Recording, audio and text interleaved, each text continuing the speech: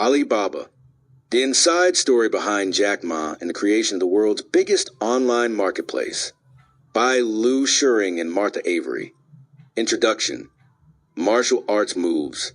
Alibaba was founded by a man named Jack Ma in 1999 in Hangzhou, China. This is a story of how he leveraged his initial capital of $60,000 into a company valuation of billions of US dollars in less than 10 years. More than that, it is a story of an unlikely hero, short, scrawny, unaristocratic, and poorly educated, who saw an opportunity, a dream, and scrambled to make it real.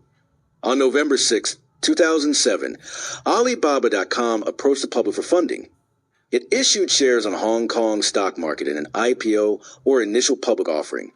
The listing was to receive $1.5 billion at the offering price of HKD Hong Kong $13.50 or $1.74.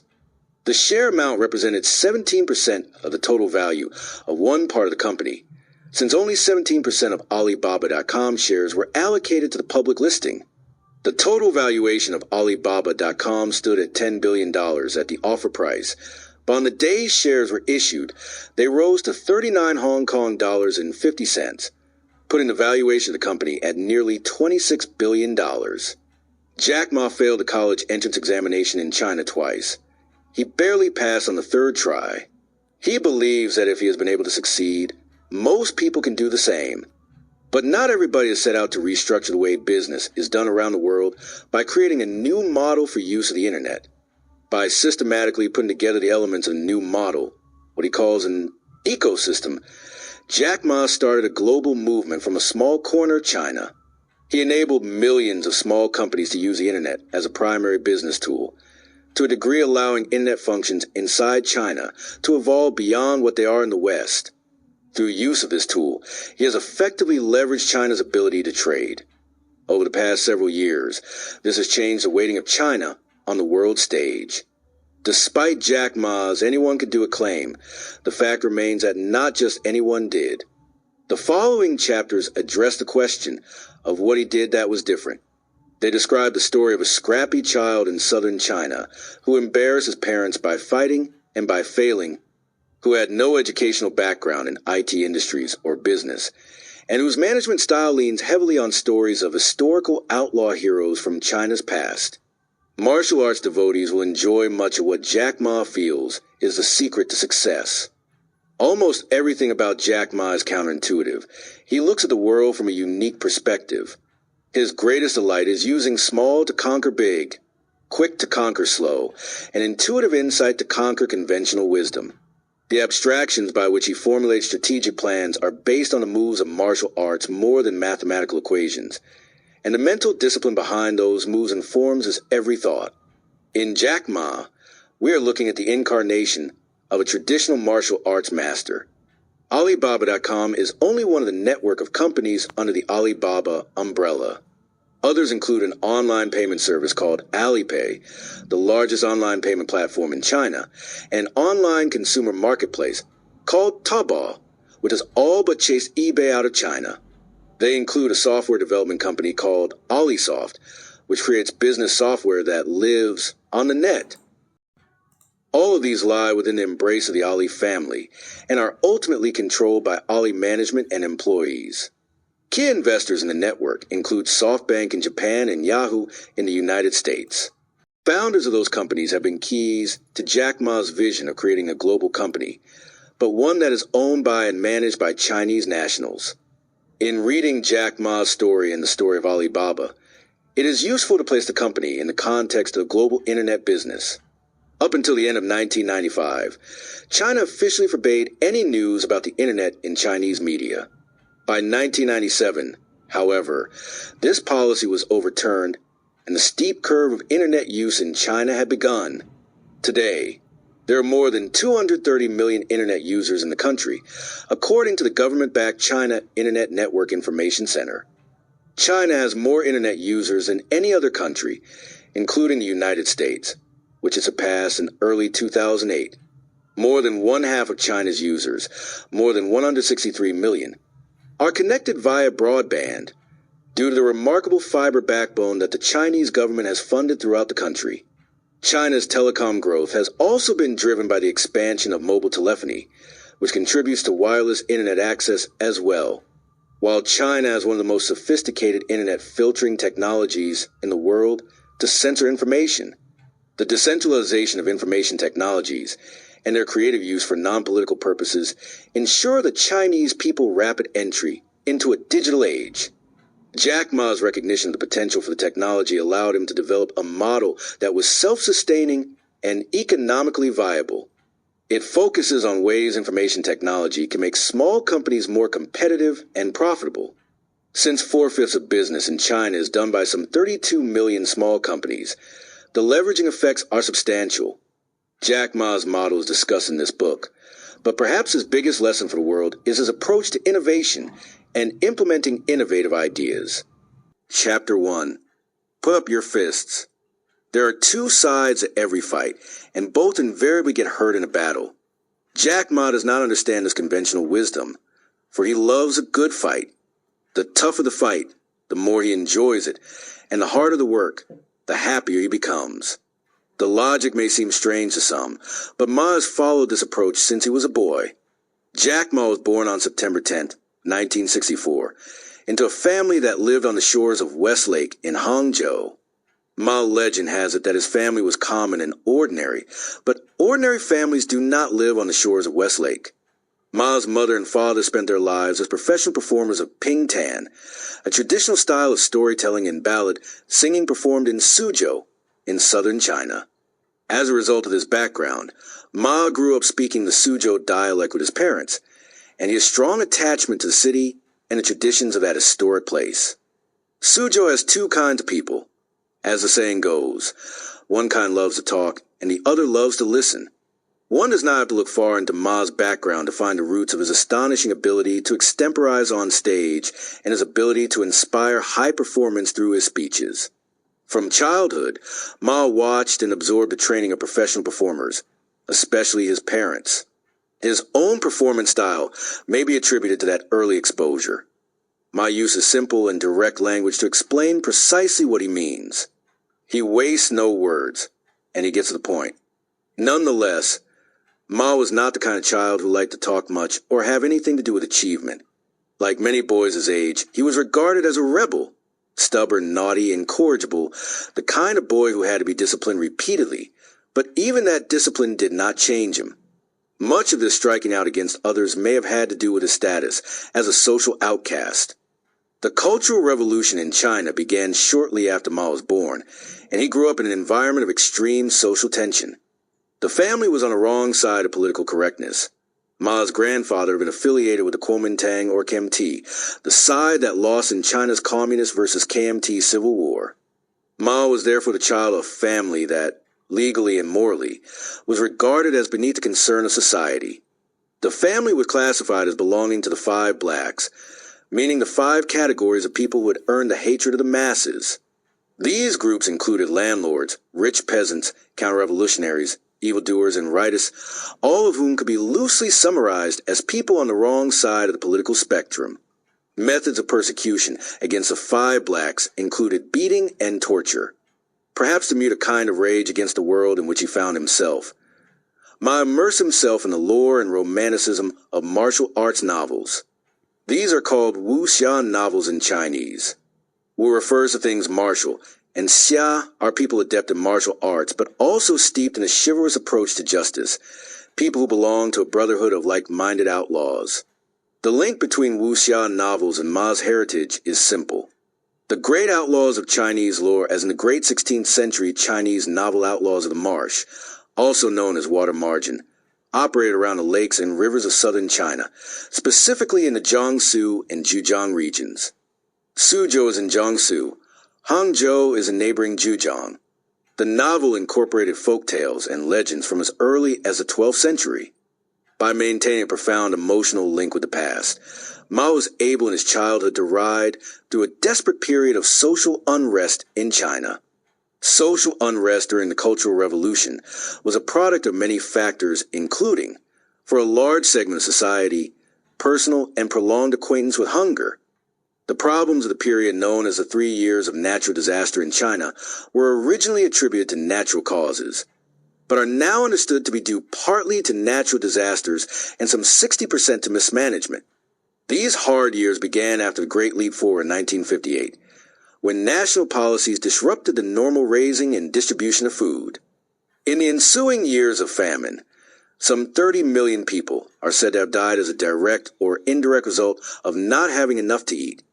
Children born during or shortly after this harsh time were unavoidably stunted in their natural growth. Ma's diminutive size may or may not have resulted from malnourishment, but his feisty nature is evidence that, however challenged, he was determined to survive. Perhaps because he was so small, Ma always wanted to become a kind of martial arts master in life. Profoundly influenced by wuxian novels, he fought with anybody who gave him any reason to put up his fists, but he fought mainly to stick up for and defend his friends, an acceptable code of honor to him. The unfortunate thing about Ma's pugnacious attitude toward life was that he was and remains skinny and short. He fought often and he often lost. I was scrawny when I was young, but I was a terrific fighter, Ma says of himself. I was never afraid of opponents who were bigger than I. He was badly wounded a number of times, and once had to be taken to hospital to get stitched up and put back together again. Since there was no anesthesia at that time, he gritted his teeth and came through with an even stronger will. Nobody among teachers, neighbors, and family held out any hope that a boy who so loved to fight would amount to much in the future. His friends were the only ones who disagreed.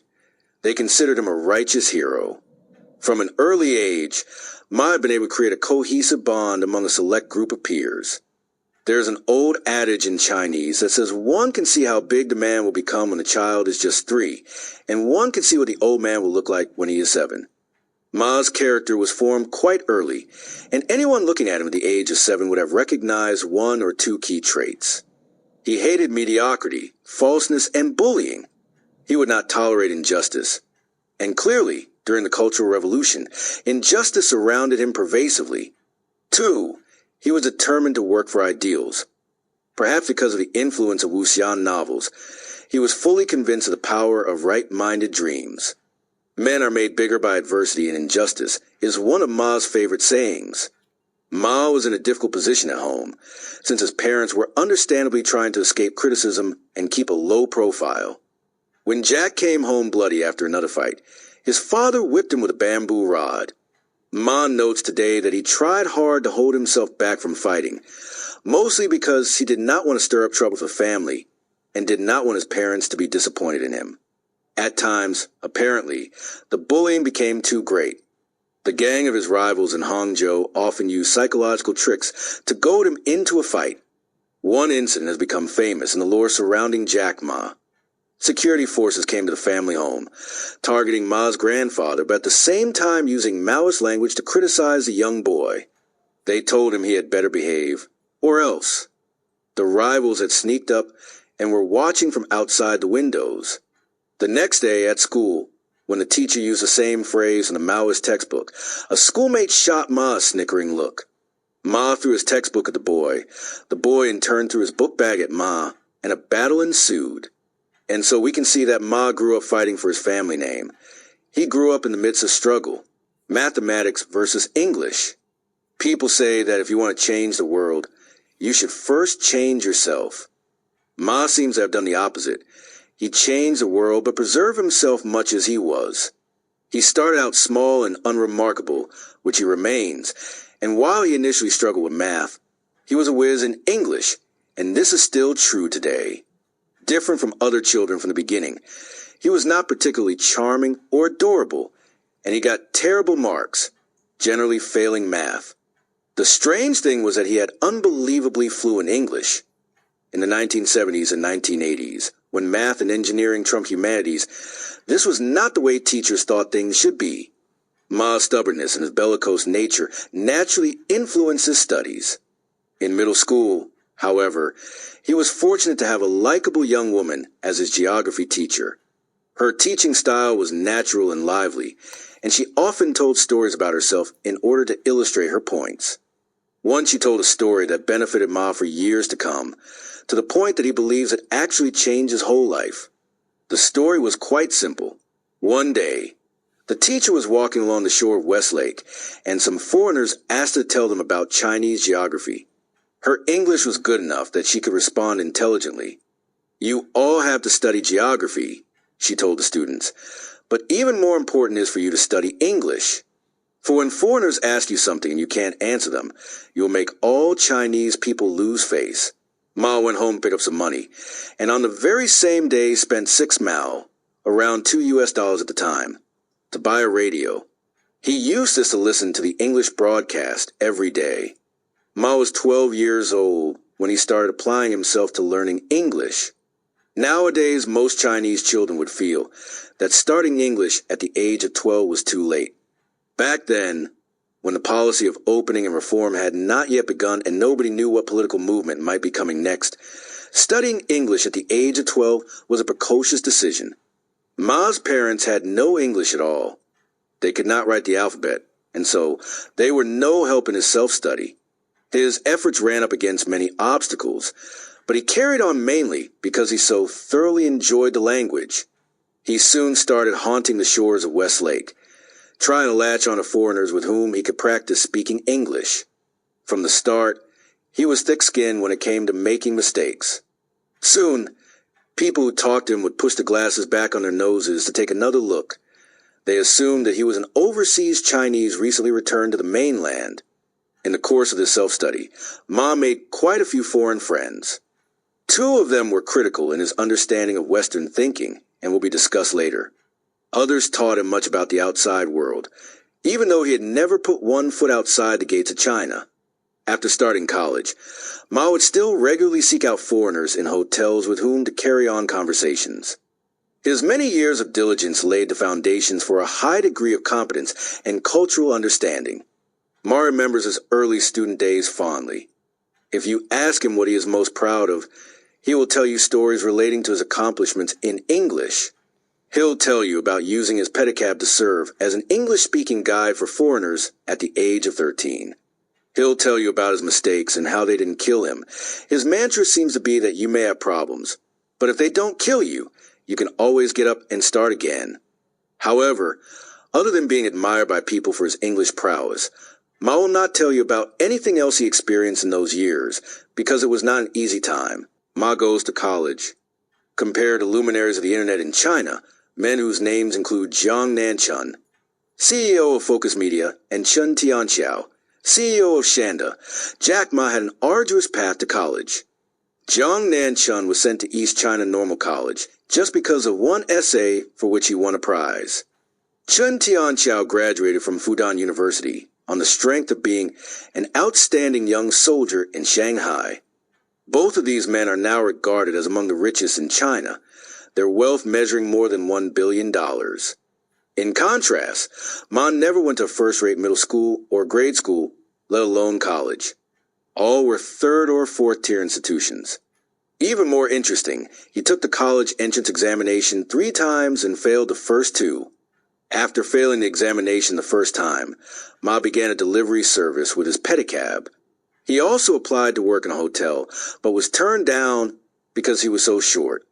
But after many setbacks and tremendous determination, he finally succeeded in getting into college. Since he has become famous, Ma has not been reticent in talking about these failures. On the contrary, he likes to use his own failures to encourage others. He jokes that his own failures in college exams might give hope to those whose marks are bad and who need a boost to their self-confidence. Ma believes firmly that you have to take hold of your own life and make it into something, not wait passively for events to happen. He also believes that this can make a success out of most anyone. "I am really rather stupid," he says. "My brain is so small that I can only think of one thing at a time. If you ask me 3 things in a row, I can't absorb them." In passing tests and getting into both high school and then college, Ma's biggest hurdle was mathematics. The Chinese policy at the time adhered to what is described as a wooden bucket theory, and college admissions were ruled by this theory. The capacity of the bucket was determined not by the length of the longest staves around its sides, but by its shortest. One's total score or capacity had to be defined by one's lowest marks, not one's best. Ma's longest short staves were so short that in effect his whole bucket to contain very little. His shortest staves were, of course, in math. He simply couldn't figure out how to do math. The first time Ma took the college exam, he got a mark that signified total defeat. Head hanging down, he went to work as a hired laborer. As mentioned earlier, he responded to a hotel help wanted ad. He and his cousin, who was tall and handsome, went together. The cousin was hired, but Ma went home rejected. After that, he worked transporting things, including magazines for 3 publishers with whom his father had connections. He would ride his pedicab over and pack magazines, 25 a bundle, then ride the 10 kilometers to the train station that shipped the magazines to other places. One day, Ma was hired to help copy documents at an institution called the Jujong Dance Troupe Association. Here, he got hold of a book called Life by the author Liu Yao. Fate may well have determined the serendipitous appearance of this book. It so influenced Ma that it changed his thinking in short order and helped guide the future course of his life. Just as Liu Yao's later book, A Common World, influenced a generation of young people in the 1970s, Life influenced all who lived through the 1960s. Its hero, Gao Jialin, was a so-called intellectual living in a farming village. Although talented, Gao was not able to achieve his ideals in life. He tried hard, but something always happened to push him backward just when he was reaching a new stage. As a result, he never had the opportunity to develop his talents. Ma saw himself in this sad story. More importantly, he saw that the path of life is long, but there are critical moments when things change, and the outcome of those moments can be determined in a very short time. Nobody's life is a straight line. Everyone faces forks in the road, and most of life is filled with tribulations. Precisely because of this, people should face forward with optimism and not be surprised when they encounter problems. They should recognize that they can ride over these problems, laugh at life with courage, and use their own enthusiasm to create their lives. This profoundly optimistic approach to life may have been enhanced by a reading of Liu Yao, but life may also have been just a catalyst to allow Ma to exercise his own native instincts. Now Ma decided that he would try again to get into college.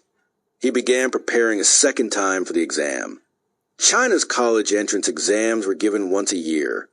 The practice of national exams had been reinstated in 1978 after a hiatus of more than a decade. As an indication of how hard it was to get into college, the following statistics from the Ministry of Education are illustrative. 6.1 million people registered for the exam in 1978. 5.8 million people took it. And of these millions, a total of 402,000 people were admitted to institutions of higher education. In 1980 and 1981, when Ma was taking the exam, the huge initial bulge of aspirants had not yet worked its way through the system, so it is not surprising that many excellent candidates were rejected. Ma took study courses in the summer of 1980, bicycling back and forth between his home and the school. At the second exam, Ma's math mark came up from 1 to 19, still far below the passing grade. Even worse, the second failure discouraged his parents. They had held on to the hope that he might go to college. Now they asked him to go out and find a job. For the next year, Ma worked days and studied at night, and spent every Sunday in the library at Jujong University. Here he was to meet 6 of the key people with whom he is happily working in the realm of e-commerce today. This time, when he prepared for the exam, Ma took a different approach to math. He memorized formulas and equations as if he were memorizing literature. The age-old practice in the Chinese scholastic tradition is to memorize and recite literature. All classics have been studied in this way, and Ma simply followed this ancient way. 3 days before the third exam, one of Ma's professors, Professor Yu, said to him in a somewhat discouraging way, "Ma Yun, your math is dreadful. If you pass this time, I will start writing my name upside down." This had the salutary effect of making Jack Ma angry, but it added to his determination to actually pass math. It was something he remembered for many years.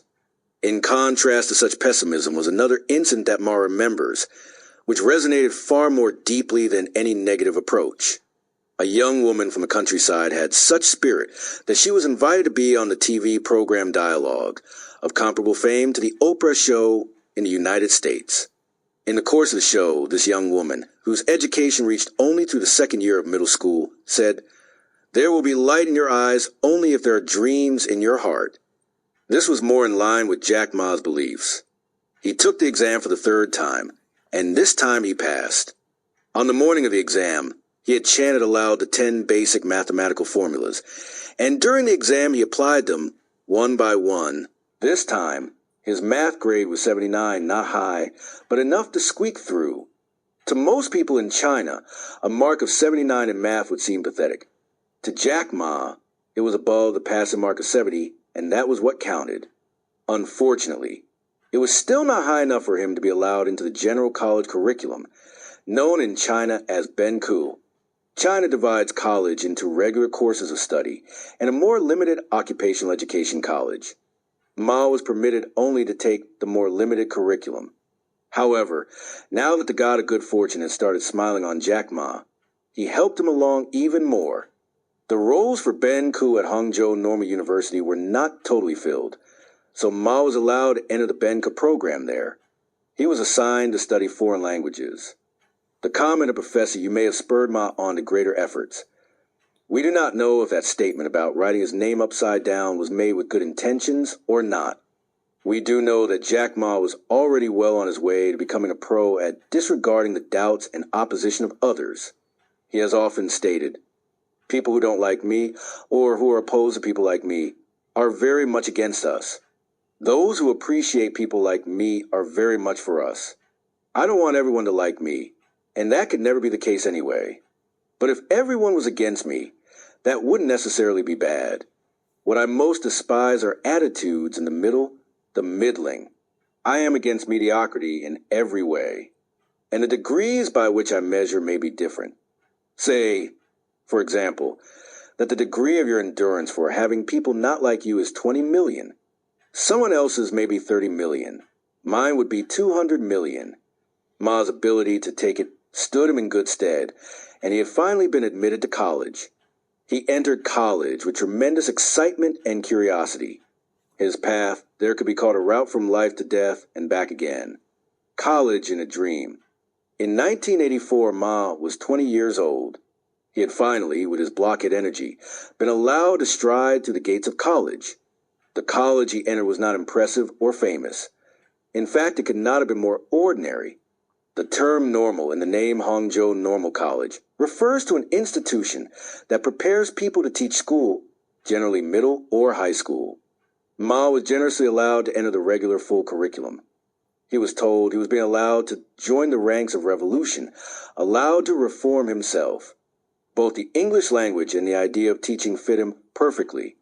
Spoken English was his strong suit, and he took to college as a fish takes to water. He sailed smoothly along, wind at his back, heart full of enthusiasm, and body full of martial arts vigor. With the simple opportunity to go to college, Ma began his quest for the outstanding in life. From the day he entered college, fate began to smile upon him. He found the classes easy and realized that he did not need to spend all his time studying. As a result, he began to involve himself in the student union and was soon elected its president. Later, he was elected president of the entire League of Student Unions of Hangzhou. To a student from the lower tier colleges, this was something of a miracle. Many of his peers looked at this transformation and at what Ma has since gone on to accomplish, and wonder how it all happened. This is the same guy who used to eat in our dining hall, they say. But there he is, and here we are, still sleeping away on the same old campus. Ma himself has strong opinions about achieving success. He says, "I personally know that others are better at calculating than I am. I know that others can also talk better than I can. But I was quite successful in college, and I have been successful in founding a company. Therefore, I tell young people, if Jack Ma can be successful, I believe that 80% of people can also be successful. Part of Ma's success comes from his ability to rouse people's enthusiasm, and he attributes that ability to his years of teaching. The ability to stand up and speak in front of people was developed, trained into me in the process of my teaching. Now, when I get up on stage, I don't prepare. The minute I open my mouth, I can't hold back what I have to say. Ma's ability to talk is as famed in internet circles. He is known worldwide as stylish, charming, and frank. After founding Alibaba, this man who was Hangzhou born and bred and had never left his environs was able to go abroad and, in the most carefree, easy manner, win customers and supporters among Americans and Europeans. When Ma graduated, he was the only one among 500 graduates of the Benka program to be placed as a teacher in a higher institution. The others were placed in middle or high schools. He was appointed to teach at the Hangzhou Electronics Technology College. There he spent the next 5 years, conscientiously teaching English to young people. He would not have lasted that long had he not made a promise to one of his mentors, an older man who came to visit him early in his career. This leader from a local institute knew that Ma, restless and ambitious, might be inclined to head out on his own, as many of his peers were doing. Jack Ma felt that commitments were binding. He took to heart the request by his elder and promised he would stay for 5 years, and he did. In the course of those 5 years, Ma became famous locally as a dynamic and irresistible professor. Students would cut classes just to come see him perform. The results of his teaching style were quite astonishing. Students who had little foundation in English soon found that they were opening their mouths and speaking a foreign language. Ma is proud of his techniques. "I have analyzed Li Yang's crazy English," he says of Li's unorthodox method of teaching English, "and if I had joined in that business, I could have topped him. My tricks truly are able to make a person speak a foreign language." During this time, however, many of Ma's peers were setting up businesses or going abroad. And so, in addition to teaching at the Hangzhou Electronics Technology College, Ma began teaching night classes to friends involved in foreign trade. This put him in touch with the wider world of business. It also allowed him to form a core group of comrades, several of whom remain Alibaba's key personnel today. Chapter 2. Darkest Before Dawn. Jack Ma is the kind of man a mother has to worry about. He calls himself lazy. He quit a good job. Just when he seemed to settle into one stable career, he switched to another. When he makes a decision, he often overturns it. According to friends and observers, his life has been an endless series of revisions. That he is now one of China's wealthiest and most influential men may be a tribute to this restless roaming. The revisions began when he was a young man. In 1988, he graduated from Hangzhou Normal College and settled into teaching English at Hangzhou Electronics Technology College. He was drawing a respectable salary and enjoyed the work, then surprised everyone by abandoning this line of work and starting a translation company. In 1994, Jack Ma turned 30, the age at which a person in China is regarded as having come of age to the degree that he should be set up on his own. This Confucian saying is known to all and generally observed. The dean of the college in which he was teaching had promised Ma that someday he would be appointed head of its external affairs department. Rejecting this very promising future, Ma resigned soon after and set up a company called Haiba. Its name was chosen for its oral similarity to the English word hope. In English, the company is now known as the Hangzhou Hope Translation Agency. The Haiba Translation Agency can be seen as the first evidence that Jack Ma, as many would learn, never gives in. This mantra was calligraphed next to his photograph on the Haiba website. The site was primitive, but it started the trajectory that led to Ma's fame today. The website text read, "The Hangzhou Haiba Translation Agency was established in January 1994, founded by Jack Ma.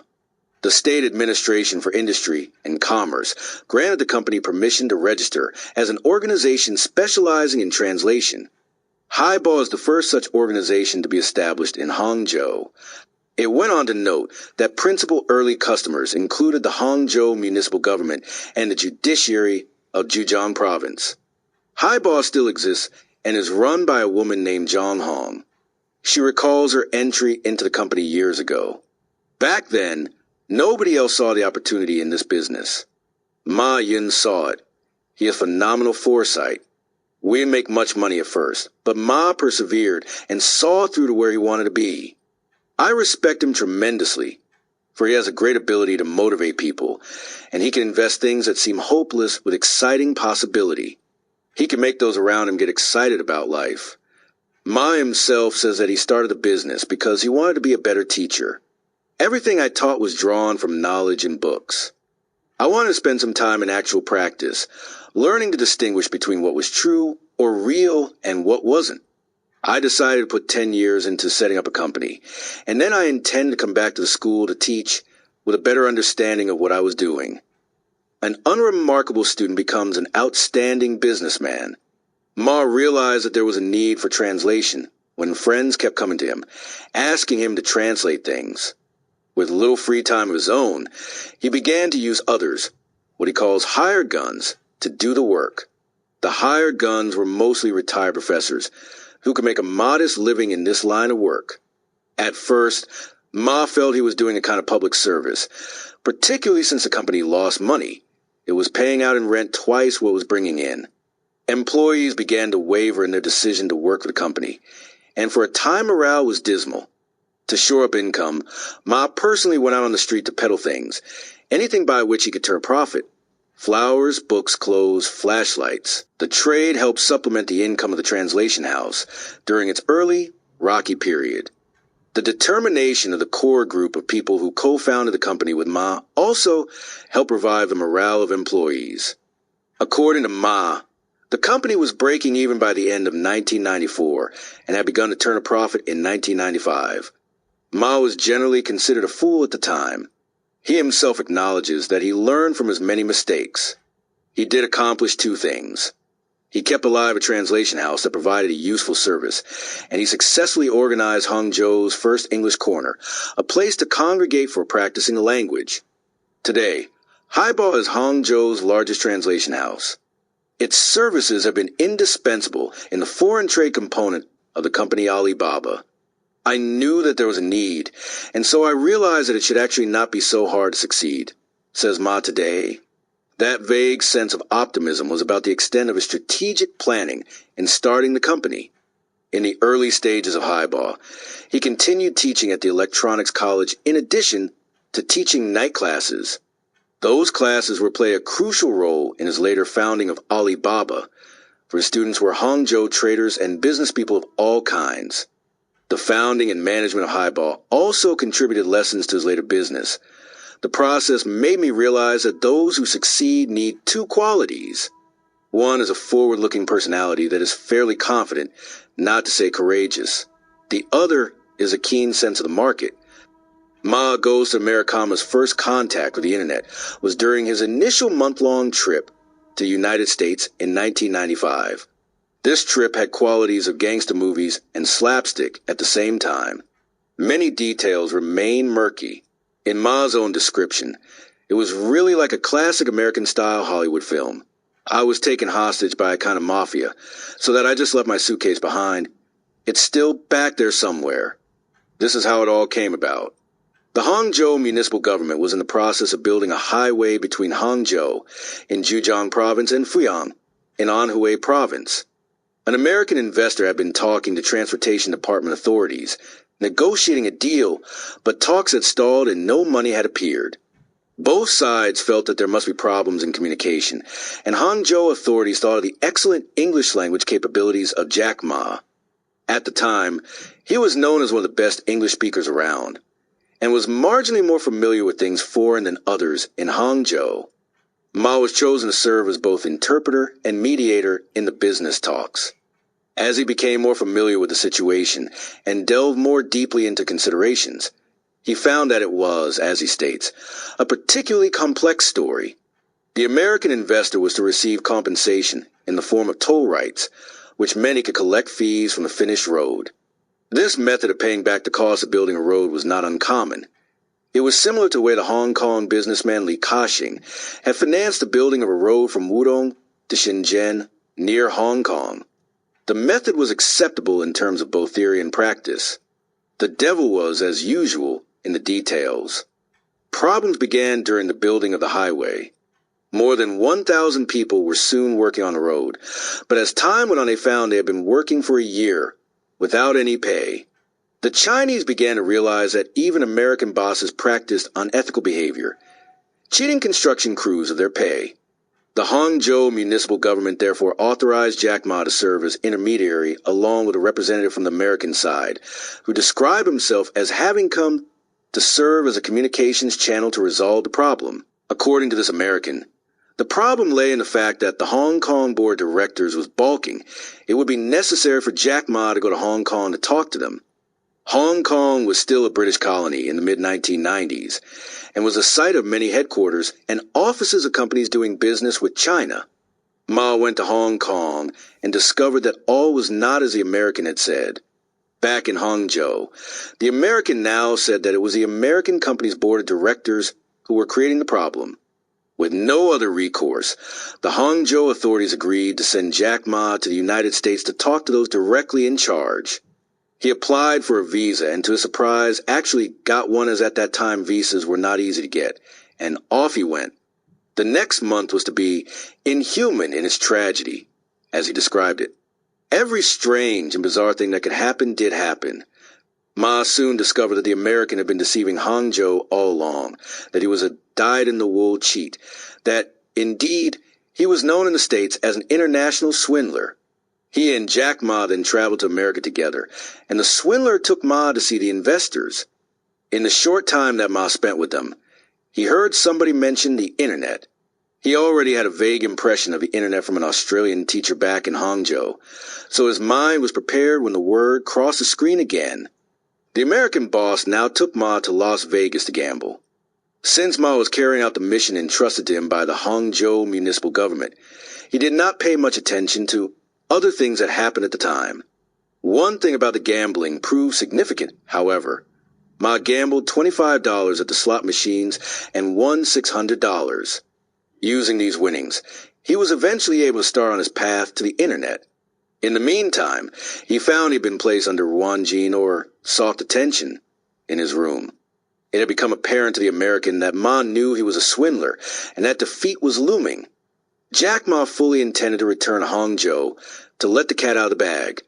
The American began to work on Ma, trying to persuade him to come in with him as partner. He even tempted him with an annual salary of $100,000. Ma refused. The American then continued to keep Ma locked in his room, not bothering to have any further communication with him. Like any ordinary person, Ma was not going to agree to being locked up and hungry for too long. According to his rendition of the story, he called the American and negotiated. If you want me to go back and work on your behalf, then your terms have to be improved. I want you to invest in another business of mine. He then told the American he had plans to develop an internet site. The American had little understanding of this high-tech concept, but he agreed to have Jack Ma check it out once he got back to China.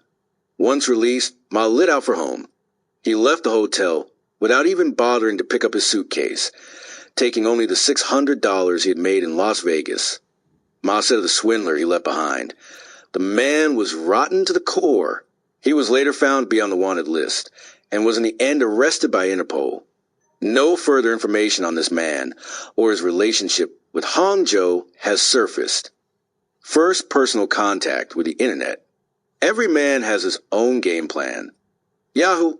Jerry Yang has his. SoftBank's Masayoshi Son has his. Before 1995, Jack Ma's game plan was to be a professor of the English language. After 1995, it was to go out in the world and meet up with the Internet. On escaping from the clutches of the American swindler, Ma took a plane from Los Angeles to Seattle instead of going straight back to Hangzhou. Once in Seattle, he went in search of a small internet service provider named VBN, whose young workers he had heard about. He found their offices, 2 small rooms in which 5 people sat before computers, madly putting together internet pages. Ma was uncomfortable even touching a computer back in 1995. The young people at VBN sat him down before one and coached him in how to access the Internet. In those days, the information technology associated with the Internet was primitive. The browser the young people used was something called Mosaic, while the largest search engine in the States at the time was Webcrawler. Mosaic had been released to the general public in 1993, after being developed by the National Center for Supercomputing Applications. It was funded by a bill put before Congress by Al Gore.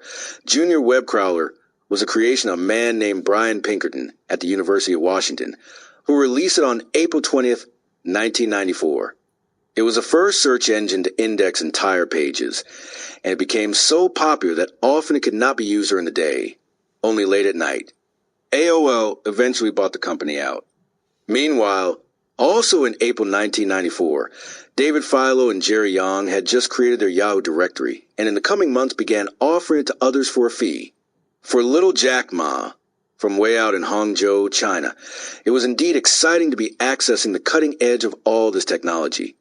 As Ma remembers it, the VBN people asked him what he wanted to look up on the internet. They said, "Type it here." He typed in beer.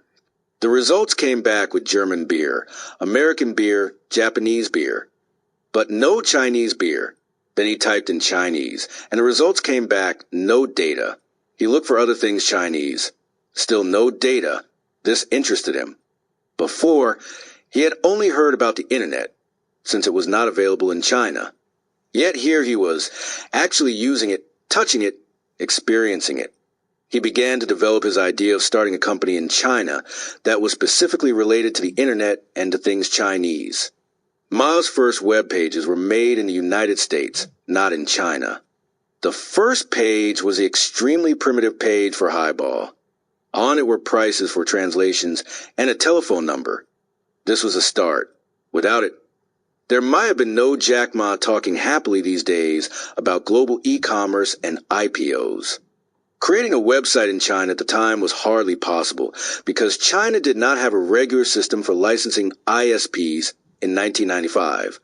The Ministry of Information Industries, or MII, was established only in 1998 to serve as an impartial regulatory agency, under which was placed a former monopoly power of the Ministry of Posts and Telecommunications. The MII was authorized to review, approve, and grant licenses for ISPs later that year. In late 1999, its director at the time, Wu Jichuan, noted that regulation of ISPs would be under the MII, while regulation of Internet content would be under other government agencies, those specifically concerned with information flow and propaganda. From the beginning of the Internet in China, any IT entrepreneur had to navigate multiple layers of authority. Ma remembers distinctly that the Highball page was finished at 9:30 a.m. one day when he was in the United States, and by evening he had received 5 emails. He was tremendously excited. 3 were from people in America, 2 of whom were overseas Chinese. This was the first web page they had ever seen about products in China. The other 2 were from Japan, and they asked about pricing. Ma was essentially illiterate when it came to the internet, but his business sense told him that there was a play to be made here. He had a sense that the internet would be changing the world, and he wanted to be in on it. He grasped the essentials of his mission early on, pulled together information on Chinese enterprises, put on a website, and broadcast their products to the world. He decided to work together with his American friends at VBN on the technical side of the business. He mentally sketched out a global business-to-business, or B2B e-commerce model, and began work. In China, full-function connection to the internet started in 1994. Professor Qian Hualin at the Academy of Sciences in Beijing had spearheaded this effort and presided over the establishment of the Chinese domain name system. But that was in Beijing, at the heart of the scientific establishment and governmental support. Ma lived in Hangzhou, far from the technology centers of Beijing and Shanghai. As an outsider, he was a particularly precocious innovator in China's internet businesses. Now clear on what he was doing, Ma returned to America and met with potential partners. "Let's cooperate," he said. "You be responsible for technology on the American side. I'll go back to China, pull in customers, and do promotion." Ma had already chosen a name for the project. It was a Chinese equivalent of China Yellow Pages, while the English name for his website was China Page. The Highball Network. The very night Ma returned to Hangzhou, he invited 24 friends to a meeting. All were students in the night school where he taught. All worked in the field of foreign trade. Having taught them English, Ma understood their needs and knew how helpful a website for promotion of their products could be. His idea, however, met with little enthusiasm. Of the 24, 23 said it was too early to get into this business. "It won't work," they told him. I spoke for 2 hours, Ma said later, and they didn't get it. I myself didn't know what I was talking about. One person said he would take a chance, but if it didn't work, he would turn tail right away. So I thought about it for one night. The next morning, I decided to do it. Even if 24 had been opposed, I would have carried on. One factor in his decision was a sense of giving it a try. Ma has always felt that one does not measure success just by the results. Instead, he feels that the experience of doing something is, in itself, a kind of success. You go out and charge around. If it doesn't work, you can always bow out. But if you just think over thousands of things at night, and in the morning keep on walking the same old path, you never get anywhere. You don't grow. You might as well try. Ma has often commented on the fact that he is praised less for his acumen than for his courage. Most people in China had no idea of the internet in 1995. Even in the United States, Nicholas Negroponte did not publish his famous book, Being Digital, until 1995. Jerry Yang and David Filo had created Yahoo in 1994, while at the same time studying for graduate degrees at Stanford. But by 1995, they had received $1 million in investment and were devoting all their time to the internet. In China, there was no way to dial up and reach the internet from Hangzhou, and it was hard for most other places. Beijing had started a connection from the Academy of Sciences, but information was strictly controlled. It was not surprising that Ma's friends opposed the idea of making an actual business out of the situation. In April 1995, Ma put $800 of his savings RMB or renminbi 7,000 into a pot for the new company. He got his sister, his brother-in-law, his parents, and other relatives to pitch in too, and he came up with $2,380 or 20,000 renminbi. From this small beginning, the China Yellow Pages became one of China's earliest internet companies. The Trickster and his Yellow Pages. Ma was regarded as a kind of trickster as he went around to businesses trying to get them to spend money promoting themselves on the internet. He obviously was trying to pull the wool over their eyes, people thought. He went out every day to sell his Yellow Pages, to get people to agree to be advertised on the internet. But what was the internet? Nobody believed him. What sort of nonsense is this? Yellow what? Ma would respond, China Yellow Pages on the internet. It's that high-speed information highway. They would say, I see. You're looking for Mr. X. Over there. Which room? The next one down, the comprehensive department.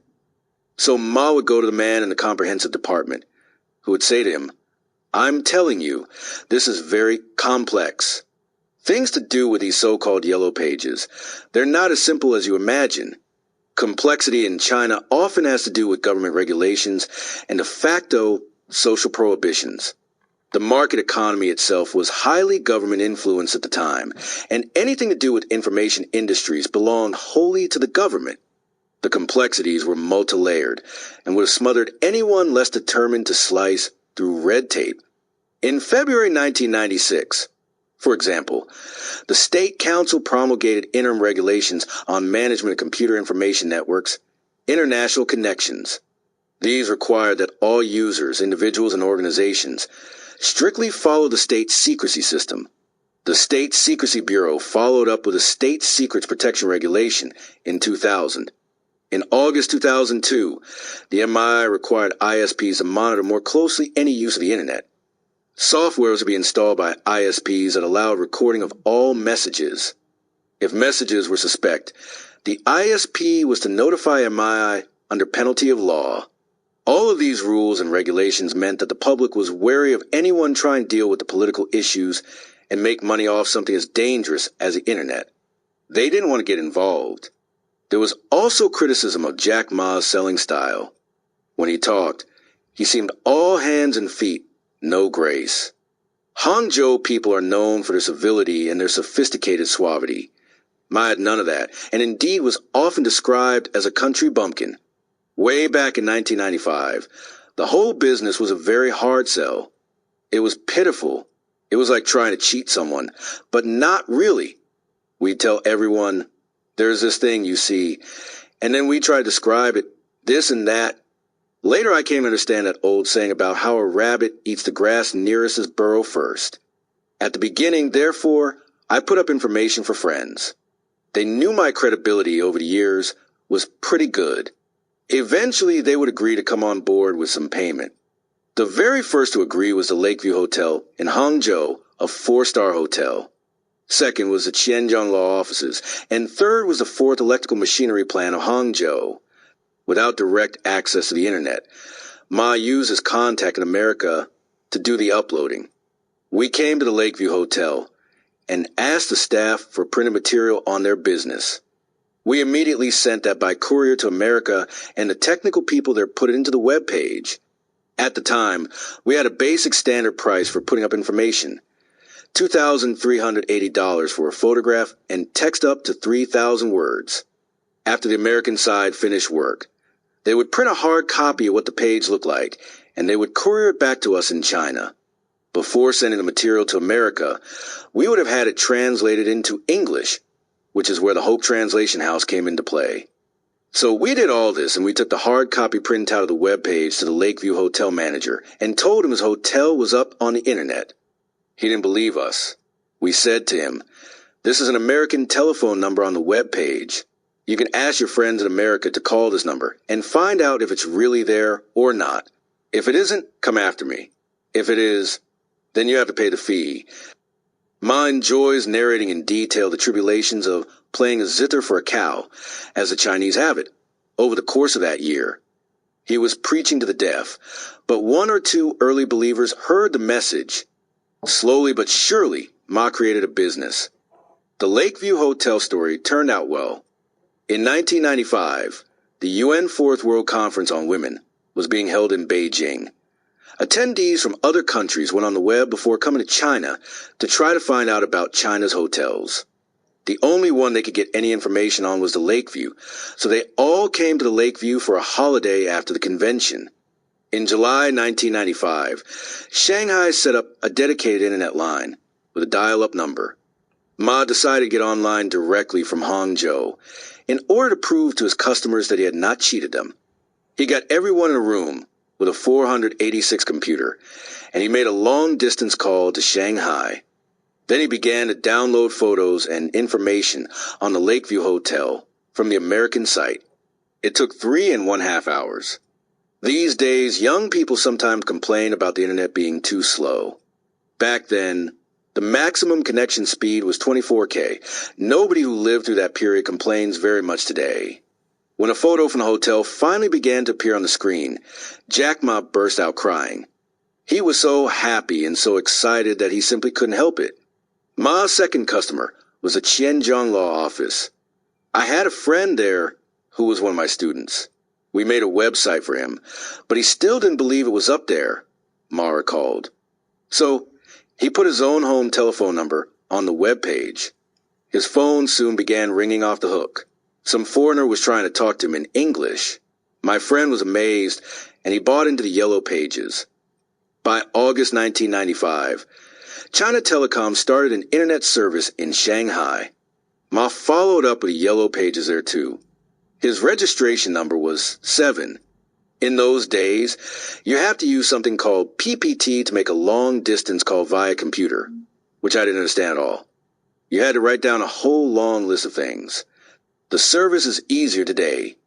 China Telecom, one of China's 2 main providers, is by now the world's largest wireline telecommunications and broadband services provider. Its shares are listed both on Hong Kong and the New York Stock Exchanges. China Yellow Pages began to make money. Soon it was set up in 27 cities throughout China. Ma would initially be regarded as a swindler by people in any city that had no direct access to the internet, but he kept at it. I would remind myself every day that the internet right now is like a 100-meter dash that is going to be influencing people's lives for the next 30 years. So I have to run like a rabbit. But at the same time, I have to have the patience of a tortoise.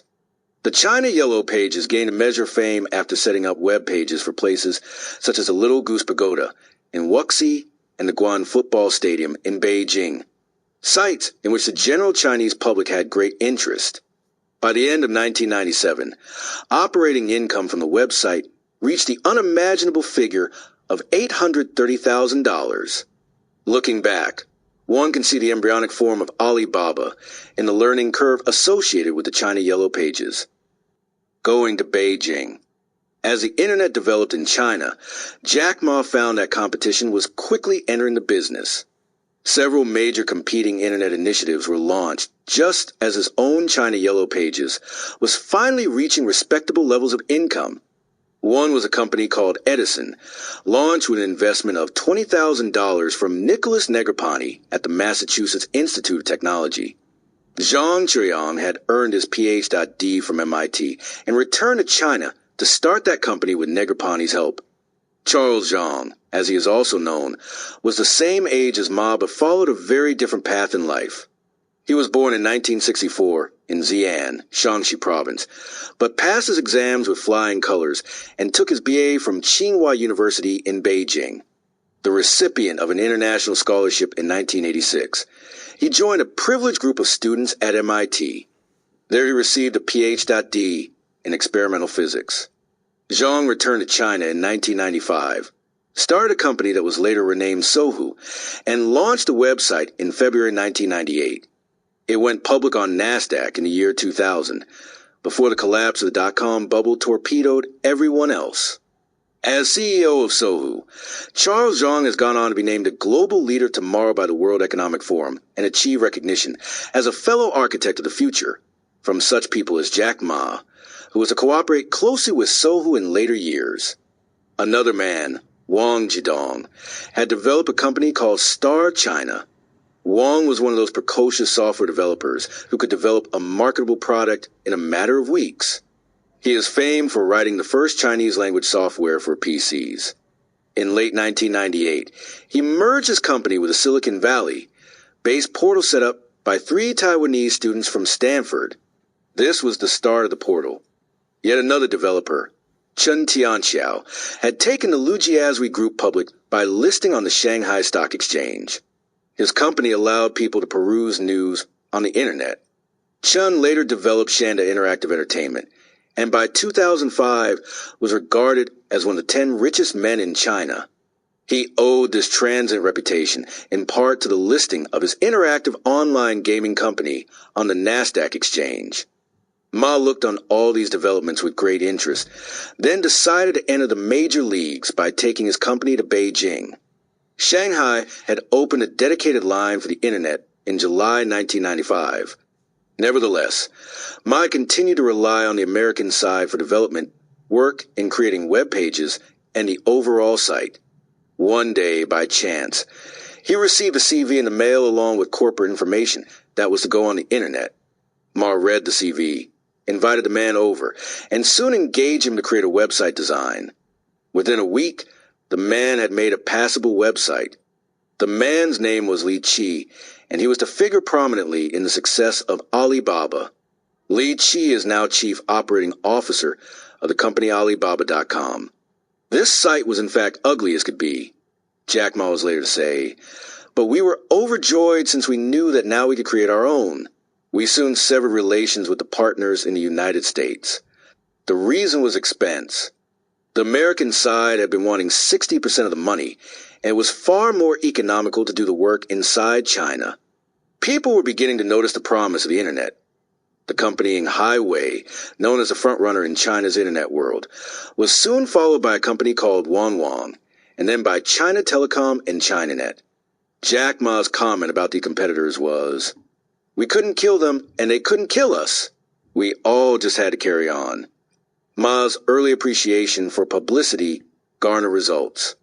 In 1995, he hired one agency to do all the publicity for the launching of the web page created for Zhejiang province, spending $238,000 of his client's money.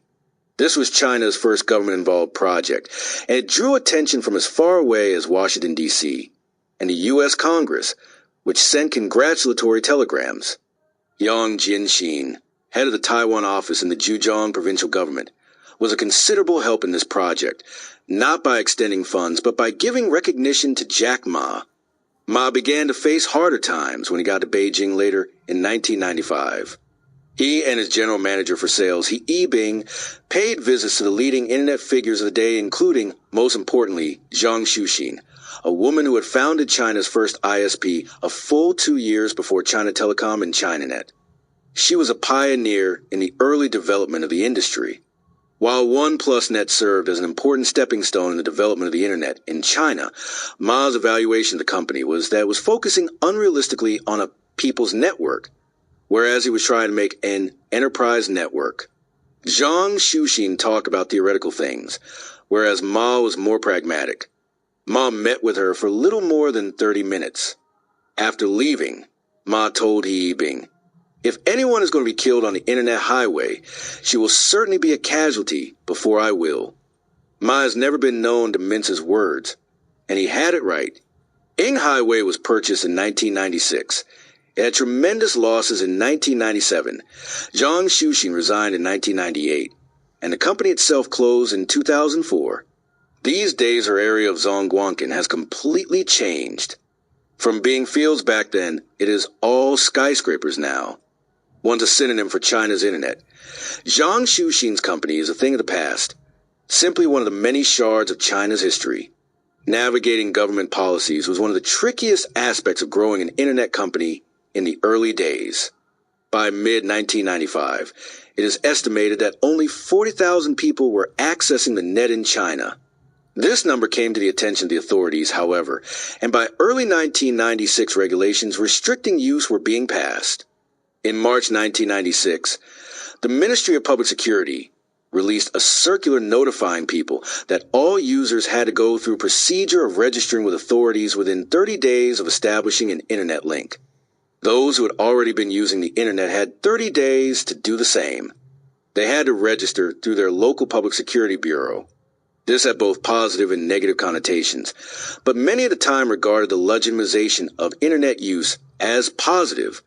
Any rule allowing use of the internet was a step forward. Many knew that the government would unavoidably put stringent controls on the internet. At the same time, all knew that if China wanted to develop high-tech industries, its government had to figure out a way of accommodating this new technology. Media promotion. After meeting with Zhang Xuxin, Jack Ma returned to Hangzhou. In December, he resumed his attack on Beijing by attempting to mobilize a media campaign. He believed that winning support and recognition of the general public was going to be critical to success. He and his sales director took various materials up to Beijing and began asking friends and acquaintances to help spread the word. At that time, it was not easy to get publicity for private purposes in China. All media is still officially state-owned or state-controlled. Newspapers are restricted in what they can print, and in 1995, the controls were far more stringent. Advertising was just beginning in the mid-1990s. Advertising on television began only in 1993. Getting publicity meant getting out what was known as soft news, articles in papers that publicized a company but were not strictly news. One of China's largest circulation papers at the time was the Beijing Youth News. Ma found out that a friend of his knew a car service driver for the Beijing Youth News, and he used his tenuous connection to pull his way into the limelight. It should be understood that corporate drivers in China were in a privileged position at the time, and still are to a degree. Drivers have daily access to senior people. They are trusted, and in state-owned organizations, they are not insignificant in influencing minor things. Mom met with the driver and, with great hopes and expectations, handed all the material on his company over to him, together with $60. He told the man, "It doesn't matter what form publicity takes. All we want is to get China Yellow Pages out in the public eye. Details are up to you." The driver was successful. Not long afterward, the China Trade News published an article on Ma's company and the internet. Mention of the internet was not generally allowed in Chinese media at the time. Ma was impressed by the driver's success and amazed at the courage of the paper's editor. He decided he had to meet this person. When the two started talking, and they kept on talking for 3 days and 3 nights. Like Jack Ma, the editor understood the significance of the internet. Although he knew next to nothing about it, he was aware it would be important. He told Ma, "I'm going to help you out." He then invited a number of people in the media to come hear Ma speak. Ma put out $3,500 to host 30 journalists and editors at a dinner at the club associated with the Ministry of Foreign Trade and economics. He had prepared 2 computers with information on their hard disks. The slow speed of transmission in Beijing at the time made direct access to the internet impossible, so he had copied 2 web pages onto these hard disks. The experience proved to be an exhilarating success. Ma had never seen so many journalists in one place together at one time. He spoke for 2 hours, and the journalists, though barely understanding, were wildly enthusiastic. They responded with a promise to publicize his company. All parted with good feelings, but the next day the leaders in the state offices governing media sent down a document forbidding any mention of the internet in any way. This was at the end of 1995. It was rumored that members of an institute had put the kibosh on the initiative, advising the government that the prospects of the internet were not good, and the technology was in any event too advanced for conditions in China. So much for the internet. Ma felt this was nonsense. Furious, not least because of the time and money he put into his efforts, he asked some of the journalists what could be done. They said that if he could get the state's main propaganda organ, the People's Daily, to put a web page up on the internet, then they could report on that. This now became his goal, getting the People's Daily on the internet. Ma went from exhilaration to despair to steely determination. He told Yibing, the sales director, "One day I will march into Beijing." Yibing told him that he personally was, on the contrary, ready to throw in the towel. He'd had enough. Then he told Ma that only by following the journalist's suggestion of getting the People's Daily on the internet would Ma be able to rectify the situation and, at the same time, advertise himself. Getting the People's Daily to do a web page was an illusion back then, a wild pipe dream. The chances of succeeding in the mission were near zero, but Yibing had hit Ma's competitive nerve, and now Ma decided to make it happen. Starting at the end of 1995, he traveled repeatedly to Beijing to meet with various people. One time he took along Li Qi, the technology man from Shenzhen, who had made that first webpage for him. Li Qi remembers a conviction with which Ma repeated that he was going to march into Beijing. Finally, a friend introduced Ma to an administrator in the general office of the People's Daily in early 1996. They met at the paper and talked until late at night. Around 10 p.m., someone poked his head in the door and asked what the two of them were talking about. "The internet," said Ma, and the man came in to join them. Only later did Ma find out this was Gu Zhawang, soon become head of the future development department of the paper. Gu had studied abroad and knew a bit about the internet, so he and Ma hit it off right away. He soon recommended that Ma give a lecture to colleagues at the paper. Based on this lucky chance, Ma was able to lecture twice at the People's Daily. He spoke of how China was a latecomer to the internet, the last train in the station. He spoke of how the best offense was an offense, that China had better get itself prepared. By the end, he was exhausted, not so much worried he had failed as because he had whipped himself up so much in the course of the speech. On his conclusion, one of the leaders came over and shook his hand. "You spoke well," he said. "Tomorrow I am going to send a report up to Central. I'm going to recommend that the People's Daily put a web page on the internet. The commotion that attended this new development in China's media can only be imagined." This was news. Jack Ma rode the wave. He was interviewed on CCTV's famous program Eastern Times. He was in the headlines, and so was the internet, which was now gradually becoming hot in China. By 1997, Beijing was sprouting internet cafes in every alley. Ma had been successful in getting the People's Daily on the internet, and he had done it within 6 months of first trying. By the day that web page went up, however, Ma knew that his chances for business success in Beijing were non-existent. A large group of foreign invested companies had surged into the market. With no financial or political backing himself, he could not begin to compete in the country's capital. Never at a loss for ideas, he decided to return to Hangzhou and implement a new stage in his development strategy: failure, success, and the China Yellow Pages. Jack Ma has developed a healthy attitude about failure. He redefines it as success. Success lies not in how much you have accomplished, but in the fact that you have done something, experienced a process, and begun to learn something. Ma was to experience this process with his company, the China Yellow Pages. He returned to Hangzhou to find the company in a perilous situation. As the internet became the focus of acceptable media attention, it spawned dozens of new companies, several which targeted the space that the Yellow Pages had taken. One of these was a company Yashin, started by a man named Tian Nining. Yashin came close to killing off the China Yellow Pages. Ma's fiercest competitor at the time, however, was Hangzhou Telecom, a company with registered capital of almost $36 million. Jack Ma, on the other hand, had registered capital of only $2,380.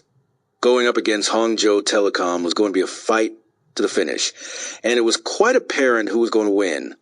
This was a case of one mountain cannot have two tigers. In addition to Hangzhou Telecom, Yashin was biting at Ma's heels.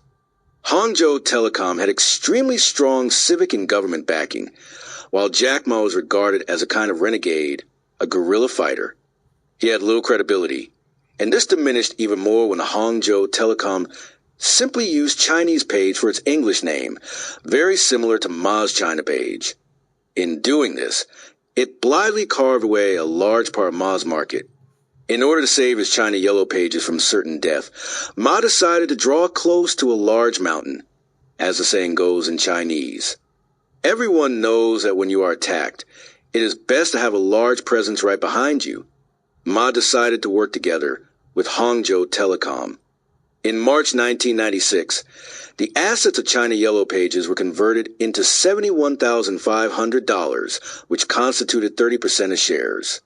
Hangzhou Telecom invested $167,000, constituting 70% of shares. Ma had his mountain, but in the process, he relinquished his own company. The decision to cooperate with Hangzhou Telecom was unavoidable, but before long the partnership ran into problems. The new owner wanted to grow the company fast, and also make money fast. Ma's approach was to grow the company slowly and carefully. He felt that you couldn't ask a 3-year-old child to go out and make a living. The difference in opinion quickly led to a split, and the partner with the most capital and authority naturally had the most say. The conflict sparked the attention of the People's Daily, as well as other media, and the parting of the ways was not comfortable. Ma was asked to stay on by Hangzhou Telecom, but he felt wronged and believed his presence would not be positive. Many staff wanted to leave with Ma, but he insisted that a core group stay on to keep the company going. He transferred his own shares, 21% of the company, over to employees and asked them to carry on their good work. The year 1997 marked Ma's first failure in business. To this day, there are many rumors about why he left the company, and he himself is not absolutely certain why he did so. The most likely reason is his strong sense of individuality and individual achievement. He was ready to reach for the next stage. Let's go home together. Since founding the China Yellow Pages, Ma had been forced to deal with countless closed doors. He had grown accustomed to handling negative responses. You just had to be able to carry on, and in fact, each setback made you stronger. I generally assume that something terrible is going to happen tomorrow, and so I prepare for it mentally. When it happens, it doesn't seem so bad. I'm able to deal with it. I begin to say, "Come on, what else can you do to me?" It gives you self-confidence. Ma is known for his appreciation of Winston Churchill. He particularly likes Churchill's famous words in his address in 1941. "Never give in, never, never, never, in nothing great or small, large or petty." This became one of Jack Ma's abiding mantras. Another was move forward with confidence, surpass your own goals. When he slipped, though, Jack Ma picked himself up and simply started hiking down the road again. After he left China Yellow Pages in 1997, the Ministry of Foreign Economic Relations and Trade asked him to come join them as an affiliated company in Beijing. He accepted and, together with a core team of his founding members, he began to work on developing trade websites for Moffat in Beijing. From 1998 to 1999, he headed an information technology company established by China International Electronic Commerce Center, a department of the Ministry of Foreign Trade and Economic Cooperation. He rented a 20-square-meter office where the team worked night and day. The result became the first ministerial-level website in China. Ma held 30% of shares in this company. The ministry held 70%. This meant that Ma drew $300 or $400 a month in salary, and that was about it. The chances of making any money off the shares were nil. Meanwhile, the realities of working for the government were unpleasant. Developing a plan and executing it involved too many people and far too many unclear and undefined things. To a man who was not accustomed to being told what to do by others, Ma's role was increasingly awkward. He evaluated his options, which were either to stay in Beijing or to leave. If he stayed, he could join Sina or Yahoo, but he felt that the internet activity in Beijing was too hastily done, too impetuous. He knew it would be hard to make anything come of it in the end. Moreover, he was fed up with the halting, erratic nature of progress in the government, and the overly cautious approach that made everything fearsome and hard. Ma's intuition told him that the high tide of the internet around the world was coming fast, and he would miss it if he stayed within the government. He did not want to lose the opportunity of a lifetime, and after long deliberation, he decided to return to Hangzhou. He called together all the people in his team. They had accompanied him from Hangzhou to Beijing, and they had worked well together. When Ma announced his decision, they were speechless. He then said, "I am giving you 3 choices. First, you can go to work with Yahoo. I'll recommend you, and I know that the company will not only welcome you, but the salaries will be high. Second, you can go to work for Sina or Sohu. They'll similarly welcome you, and the salaries won't be too bad. Or third, you can come home with me. However, you'll get just $95 in salary per month. You'll have to rent your own flat and live within a 5-minute radius of where I live, since in order to save money, I won't allow you to take taxis. And moreover, you'll have to work in my home. You make your own decision." He gave them 3 days to decide. Everyone in the room filed out. Within 3 minutes, they filed back in again. Every single person on the team had decided to come home with him.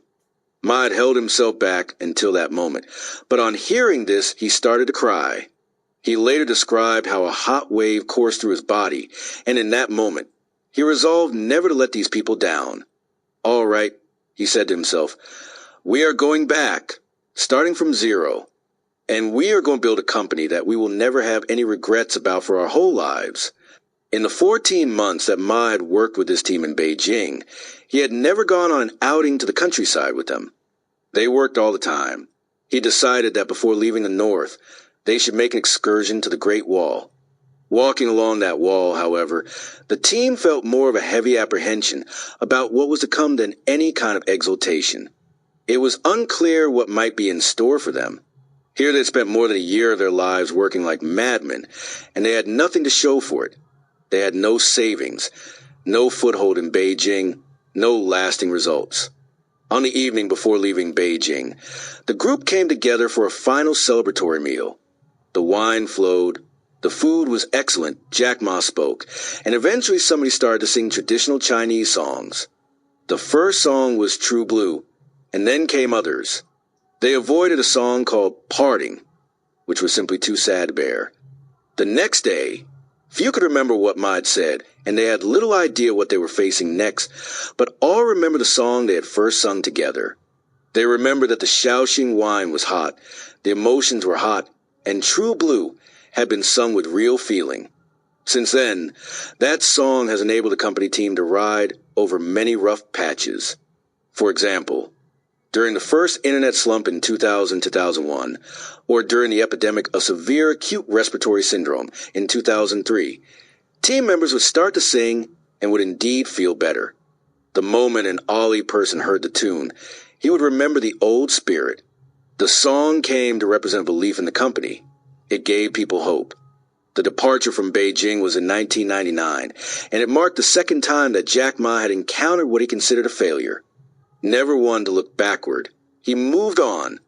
On the very day that another well-known internet founder, Ding Lei, brought his company, NetEase, north to Beijing, Jack Ma moved his company and his team south to Hangzhou.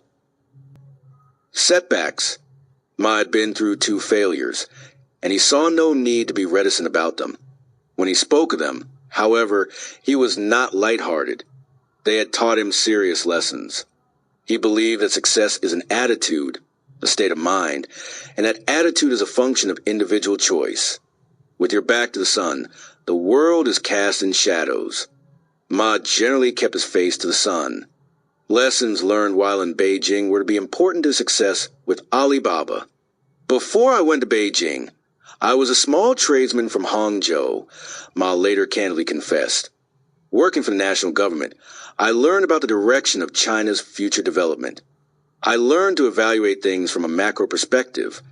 I was no longer a proverbial frog at the bottom of the well, able to see only a small circle of sky directly above. Ma participated in construction of Moffat's official website, and later also China's web-based product marketplace. He had set up a number of other national-level sites relating to trade. He had learned specific things about how to create sites and how to do business. His experience with the China Yellow Pages and his departure from Hangzhou Telecom made him realize that if you want to make money on the internet, you have to be very concrete. 14 months in Beijing had given him a sense of China's macroeconomic policy. Working at this level, at the forefront of the internet in China, had also allowed him to evaluate the coming wave of the internet throughout China. He saw that the challenges ahead included, most of all, how to restrain himself and stick to a plan.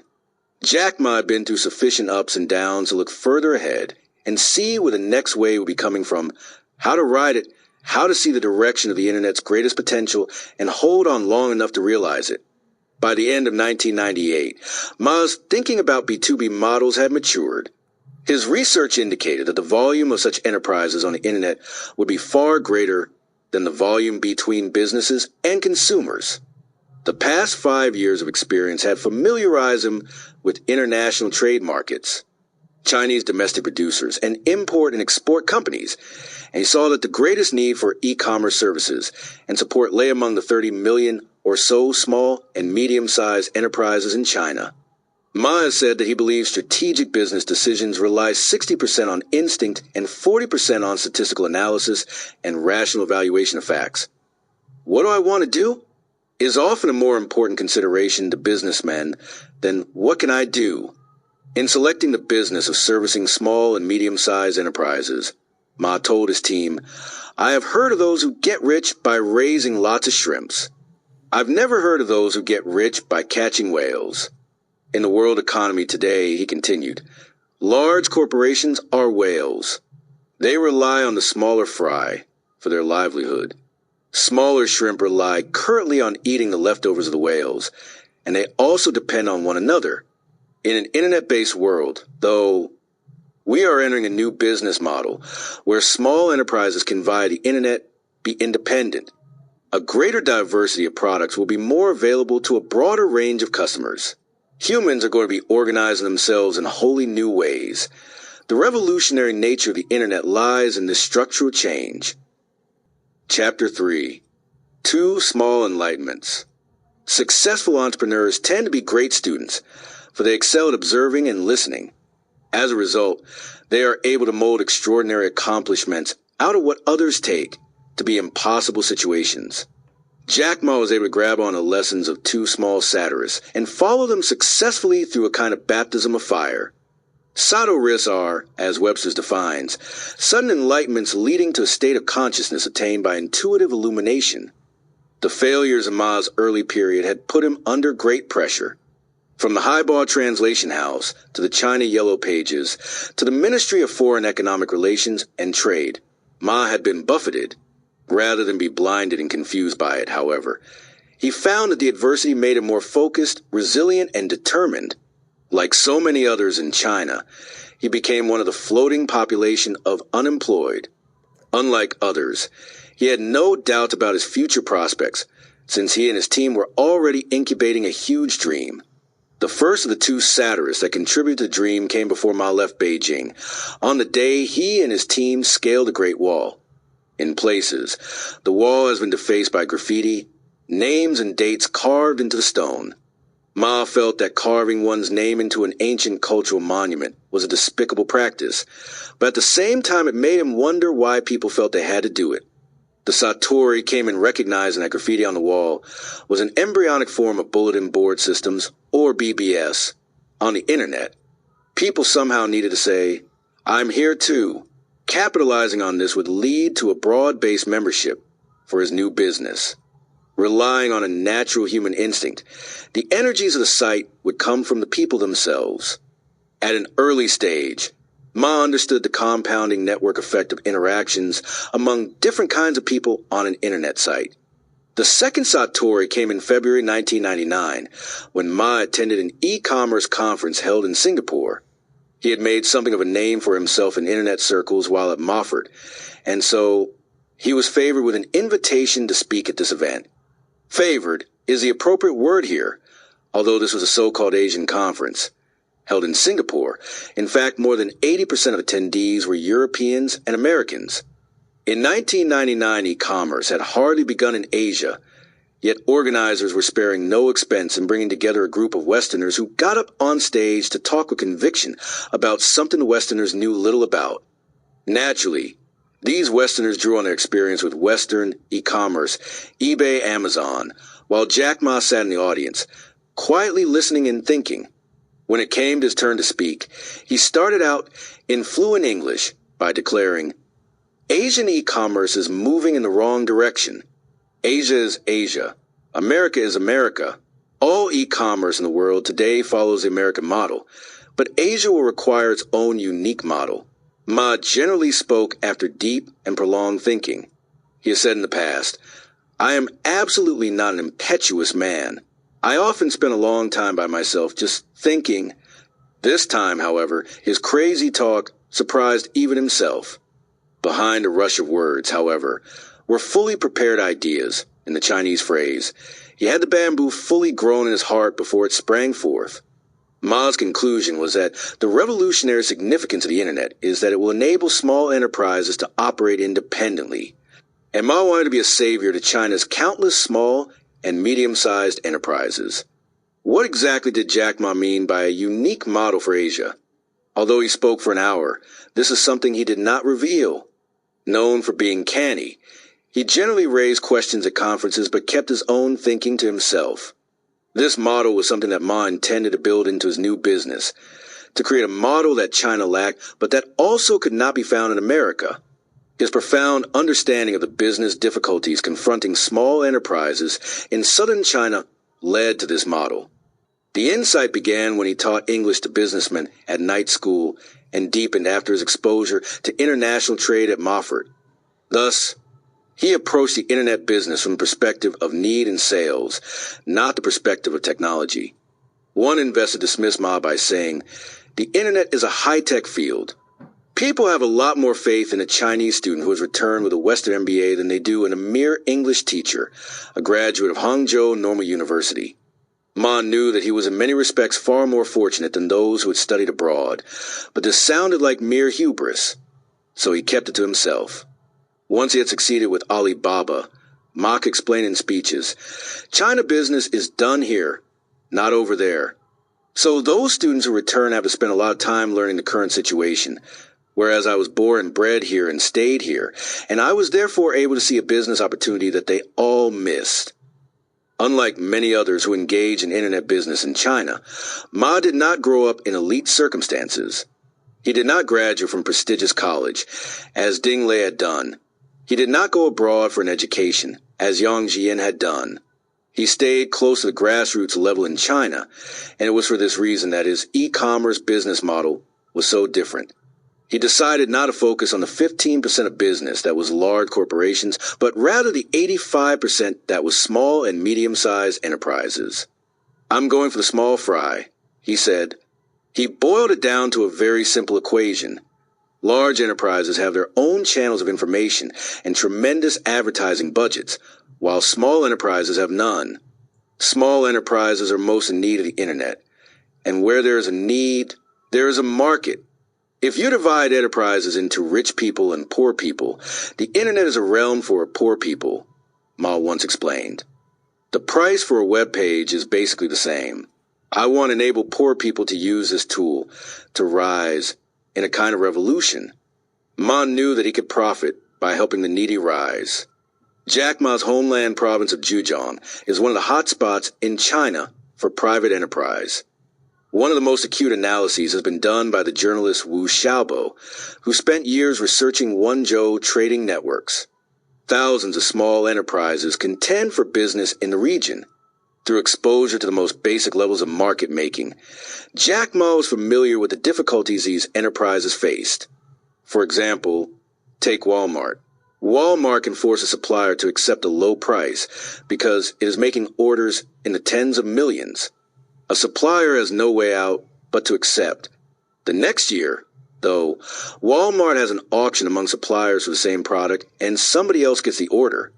The first guy is washed up. He has no fallback. He has no marketing arm. If he goes through the internet, on the other hand, he can look all over the world on a global scale for customers and keep a customer base his own. He also gets to keep far more of his margin. The proletariat had been called to arise and liberate themselves in the past, but now Jack Ma wanted the countless small enterprises of his homeland to liberate themselves. With his idealism came a good measure of business savvy. Asia is the largest supplier base in the world for exports, he said. Among the great density of small companies here, most do not have channels to the large trading companies. Most have no way to reach a market. Simply by going through our Alibaba network, they can get access to all of America and Europe. Again, Ma's mantra, where there's a need, there's a market. In order to put some numbers to his business savvy, in 2008, there were about 32 million small and medium-sized enterprises in China. Of these, 2.6 million were regularly conducting import-export trading. In 2007, around 8.8 million of all small enterprises in China used online B2B services for domestic or international trade. Small enterprises spend an average of 11% of their marketing budget online. By providing this segment with online services that range from credit checks and banking facilities to advertising and marketing, Ma leveraged his small company into a major force. Alibaba's founding declaration: small and medium-sized enterprises are like grains of sand on a beach. The internet can glue them together. It can make them into an invincible force that is able to go up against the big stones. The virtue of the internet is that it uses small to compete with big. It uses fast to compete with slow. Jack Ma. In February 1999, Alibaba began its life quietly in the small residential area of Lakeside Garden, Hangzhou. There was no sign on the door, no indication of any activity. All was simple and unpretentious and anonymous, as Jack Ma wanted it to be. His reasons for choosing Hangzhou were simple. Hangzhou was far from the IT centers in Beijing and Shenzhen, and the cost of human talent was cheap. In addition, Ma stuck to his earliest principles, which were formed through an understanding, to the point of infatuation, of what is known in Chinese martial arts novels as rivers and lakes, the mythical equivalent of Robin Hood's Sherwood Forest. It is interesting to note how similar the legendary heroes were. Robin Hood and his merry men are said to have lived in the 13th century, and many of the stories of Ma's favorite book, Outlaws of the Marsh, date from the 12th and 13th centuries. The term is infused with the idea of a brotherhood of Robin Hood, style outlaws, those who take from the rich and give to the poor. As soon as Ma arrived in Hangzhou, he called a meeting of his team to start the new campaign. He made sure that this first comprehensive meeting of the company was recorded on videotape, because he firmly believed that it would be regarded as historic in the future. The tape is excellent documentary footage. 18 people sit and stand around in subdued lighting, looking very serious, while Jack Ma talks in a hyper-animated fashion. "It is darkest before dawn," he declares. "So we grope together through the darkness. We call to each other. And when I say charge, we do it without fear or panic. We carry a big axe and we charge together. For if 24 of us charge at the same time, what is there to be afraid of?" In this first meeting, the company gathered together its first financial resources. Ma asked everyone to pitch in from their own coffers. He strictly forbade anyone to borrow money from family or friends. The possibility of failure was not insignificant. If the winds of Taishan blow us over, though, I will just be getting up and starting the struggle again. Everyone dug deep, and the result was some $60,000 in initial investment. Ma laid down 3 rules. No one would have high compensation. No one would have a high position. And everybody would be in this together. I was really talking like a madman that day, recalls Ma, his face breaking into a smile at the memory. I told them all, put your money out here on the table. In the end, we pulled together $60,000. Not too bad. That was our first invested capital. I also made sure they realized there was only one path before them. There was no going back. If we failed, at least we would have been considered honorable. Blessed with the gift of motivating people, Ma could not let this historic occasion pass without making a speech. We aim to create an e-commerce company, and in doing this we have 3 specific goals. First, we want to set up a company that lasts for 102 years. Second, we want to establish a company that provides e-commerce services to China's small and medium-sized companies. Third, we want to set up the world's largest e-commerce company, one that will enter the ranks of the top 10 names among global internet sites. More than 9 years have passed since then, during which time the internet worldwide went to the end of the dot-com bubble and then began to be accepted as a normal and necessary part of life. All 18 founding members resolutely stayed in their positions at Alibaba throughout. More than 9 years have passed since then, during which time the internet worldwide went through the end of the dot-com bubble and then began to be accepted as a normal and necessary part of life. All 18 founding members resolutely stayed in their positions at Alibaba throughout. What's more, these young upstarts have become the core backbone of the company. During the course of the founding meeting at Ma's apartment in Hangzhou, the walls suddenly began oozing water from a leak upstairs. He told everyone to hold tight as he went out to get material. Back in a minute, his arms were full of newspapers. All the founding members pitched in and helped plaster the newspapers against the walls, then carried on with the meeting as if nothing had happened. It is said that later, in order to keep the decor looking unified, Ma decorated the whole room with this newspaper wallpaper. Alibaba is born. To the Chinese way of thinking, one always wants to keep one's cutting edge out of sight. In fact, one wants to make sure it is deeply hidden. This philosophy extends to official presentation of the news. The hard edge of tough editorials is softened by putting a human interest story nearby. Tools are manufactured with an acute sharpness, and one always wants to file that down a little before using them. Being a man also has its sharpness, although the usual way of expressing this in Chinese is to call a man's line. The ancient saying goes, the most accomplished are those who keep their cutting edge concealed, for only then can a man reach the ideal state of being. This was an adage well used in the early days by Jack Ma. During the preparatory period of Alibaba, the usually strident Jack Ma was as silent as a rabbit. He kept his edge hidden. Soft, quiet, he disappeared from public view. He worked all day and night from his home, in rooms that sometimes had as many as 35 people working together. Resources were limited, but nobody cared.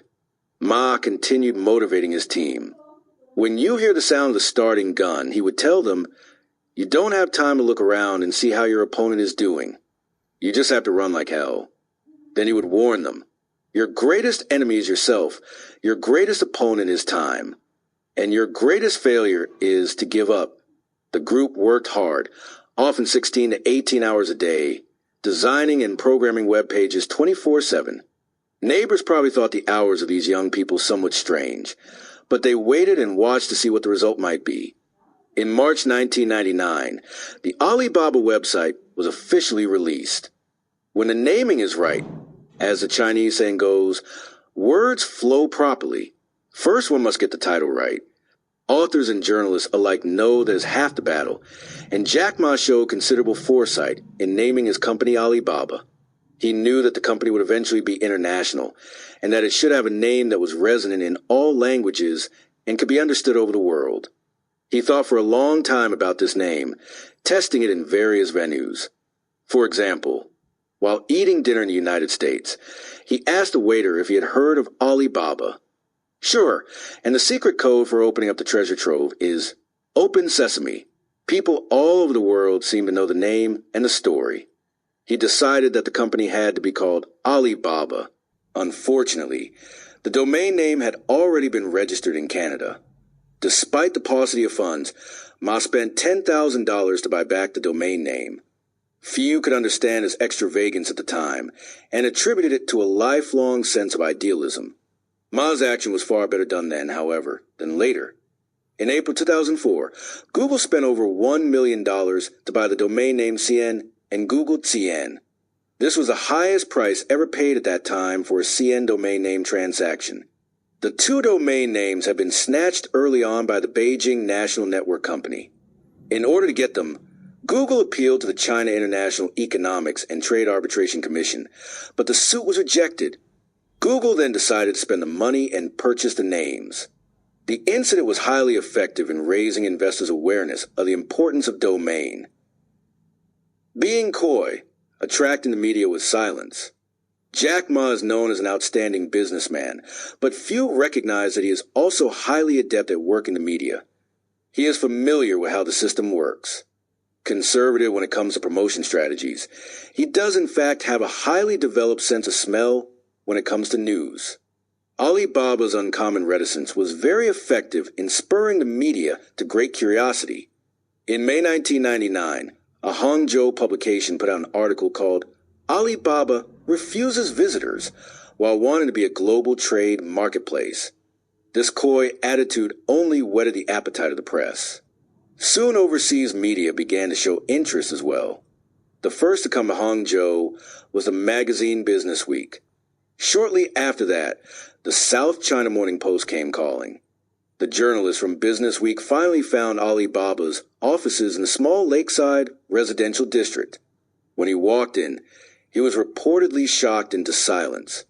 He later described the working conditions as being a tiny space holding some 20 people, with sheets and bedding strewn about the floor, and an odor that was something akin to old shoes. Despite primitive conditions, the company's work was impressive. It involved listing products of manufacturing and trading companies on a website. Soon Alibaba's and Jack Ma's reputation was growing by the day in Europe and America. The hit rate from overseas began to increase, and the number of members in what was called the Alibaba Club at that time rose explosively. Without spending one penny, Jack Ma had attracted the international media attention that others were trying so hard to get. Zhang Qiang at Sohu in the early days appeared on talk shows, which seemed to give some people a negative impression. If Zhang Qiang could spend so much time on television, how could he be effective in running a company? He explained his reasons in 2003. Sohu is a portal. It needs traffic, but since I didn't have money back then, I had to go on the road myself. It's not like today when we ask movie stars to be our spokesman. This lament had some logic to it, but Ma's ability to play the media worked better.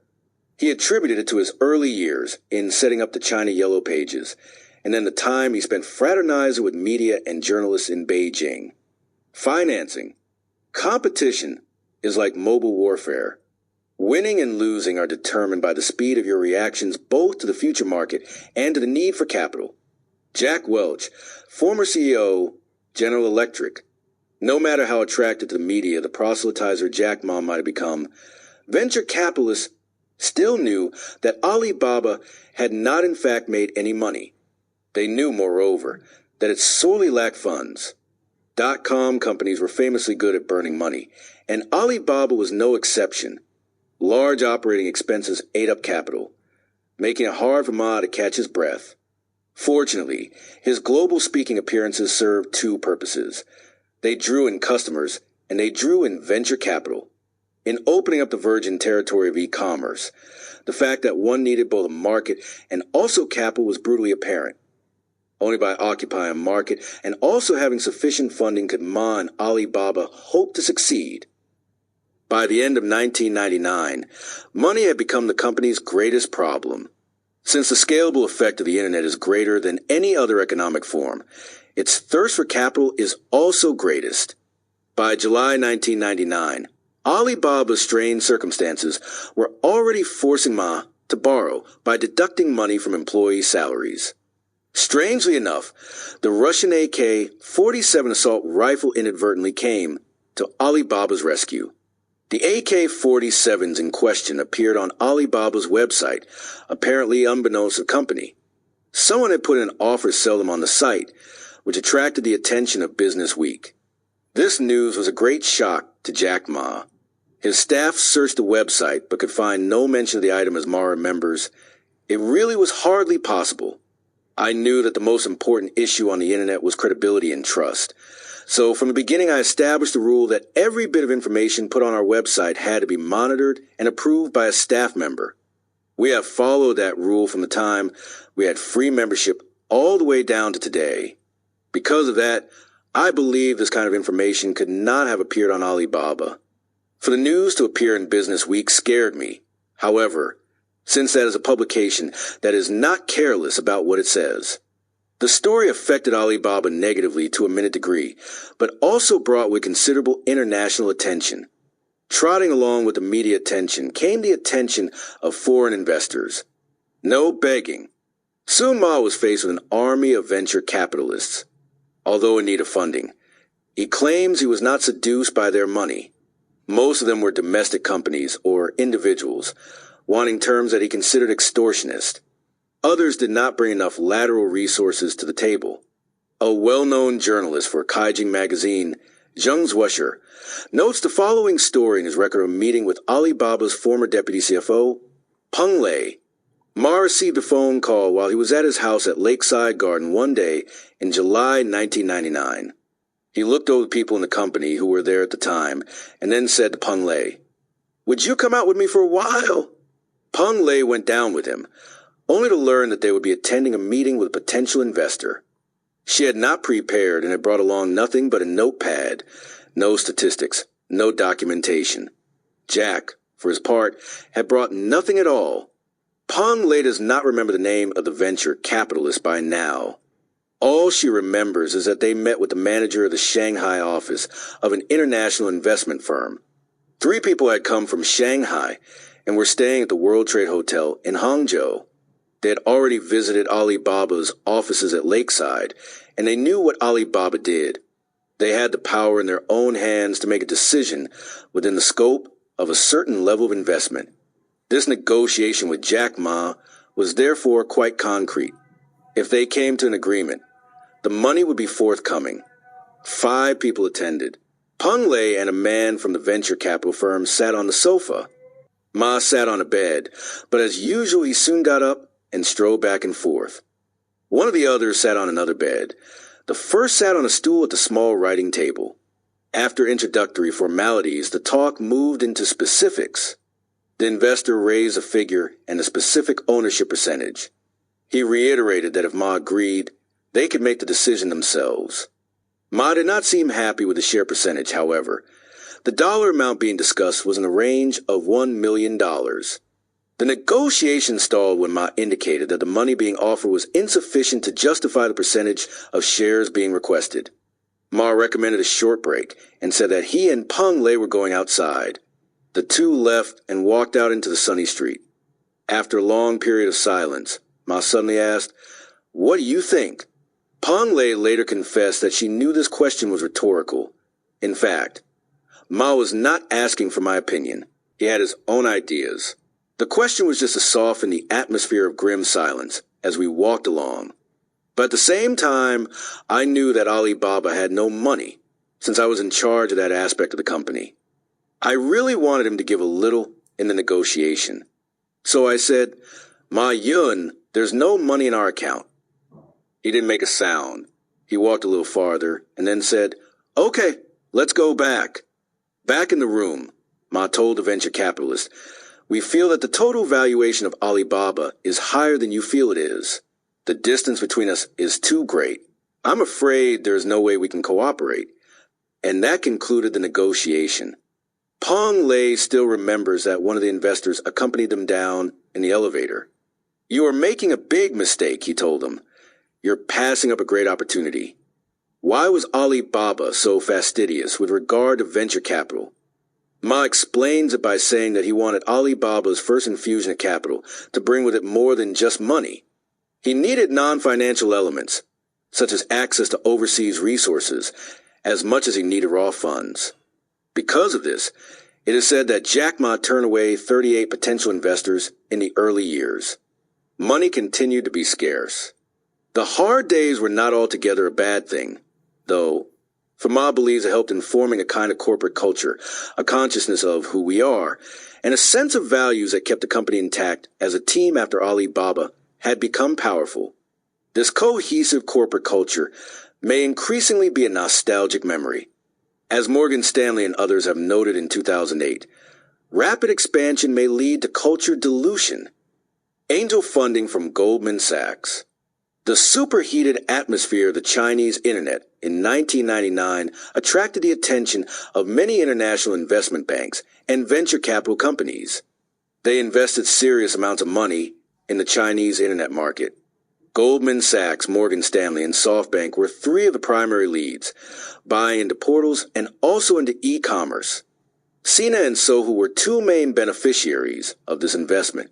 Sina is said to have received $16 million in one round of financing in 1999. Sohu took in two rounds of investment, one for $6 million and the other for $30 million. Less than 2 years later, the three large internet portals of China were listed on NASDAQ, and investors were able to reap their rewards. Ma did not let this hot environment go to his head. Together with Kai Chongqing, who had previously served as a senior manager in the venture capital business, he looked carefully for the right investor. In August 1999, Kai became reacquainted with an old friend, and their serendipitous meeting brought Alibaba its first angel funding. That old friend, a Ms. Lin, had met Kai Chongqing when Kai was still studying at Harvard. By chance, they took the same flight from the United States to Taiwan, and after that initial meeting, Kai maintained contact with her due to their common profession. By 1999, Lin was working at Goldman Sachs in the Hong Kong territory as an investment manager. When they met again in 1999, Kai learned that Goldman was looking into internet funding in China and indeed was planning to take some major action. Goldman Sachs had previously looked only at traditional industries in China and had little experience in high-tech investing there, so Kai did not harbor great hopes. As a result of Lin's recommendation, however, Goldman Sachs sent a man to Alibaba to look it over. The results were relatively satisfactory, and both Ma and Kai began to feel heavy weights drop from their shoulders. They had rejected suitors they felt were not appropriate, but Goldman Sachs was a different story. To tell the truth, Alibaba had little room to maneuver at the time, Kai Chongqing said. The internet was hot, but not having any money at all was a huge problem. We had no leeway in haggling over price. Later, when we went for a second round of funding, the situation was different. We could bargain. Goldman's early demands were even more stringent than those of other investors. But after Ma Yun and I talked it over, we decided to take Goldman's money. On the one hand, this was a famous American investment bank and could be useful in opening the American market in the future. On the other hand, Goldman was a sizable company and able to look much farther down the road. We probably talked it over for 10 minutes. Then the thing was decided. Kai's description shows how hard up Alibaba was at the time, but also shows how Ma valued the Goldman Sachs brand name. Ma was focused on the rainmaking ability of Goldman Sachs and its ability to attract a market. These were key considerations later when Ma went for more financing. Ma had failed math twice in his youth, but with regard to financing, his mind was sharp. He understood the consequences of losing controlling interest, and he knew the potential problems behind his own ownership of control shares. Ma's attitude with regard to money was indeed calculating. He had total respect for the importance of the issue. He did not want large numbers of shares in the hands of any single investor, for who knew what unacceptable situation that investor might force Ma into in the future. At the same time, Ma felt that being a controlling shareholder himself was not as effective as having employees derive benefit from shareholding. All of Alibaba's employees were Ma's friends and had been through hard times together. He believed the saying about sharing good times as well as bad times, benefits as well as troubles. As lead investor in a group of investment banks, Goldman invested $5 million in Alibaba in October 1999. becoming not just a first in the initial round of angel investors, but also stirring up a tremendous amount of publicity for the small company. A crisis had been averted, and now the company was in good shape and ready to implement its grand plan for the future. Masayoshi Son takes a liking to Alibaba. After this infusion of capital, Alibaba found a new home. Its new office address was 47 China Star Science and Technology Building, 3rd floor, on Wonsan Road in Hangzhou. Jack Ma had led Alibaba silently through 1999, but now, with the nourishment of the Goldman Sachs funding, the company grew quickly. By mid-2000, the company was maintaining an excellent growth curve and was well prepared to meet the demands of additional investment. Alibaba had sought a second round of financing immediately after the first, and this time I was more at ease in the process.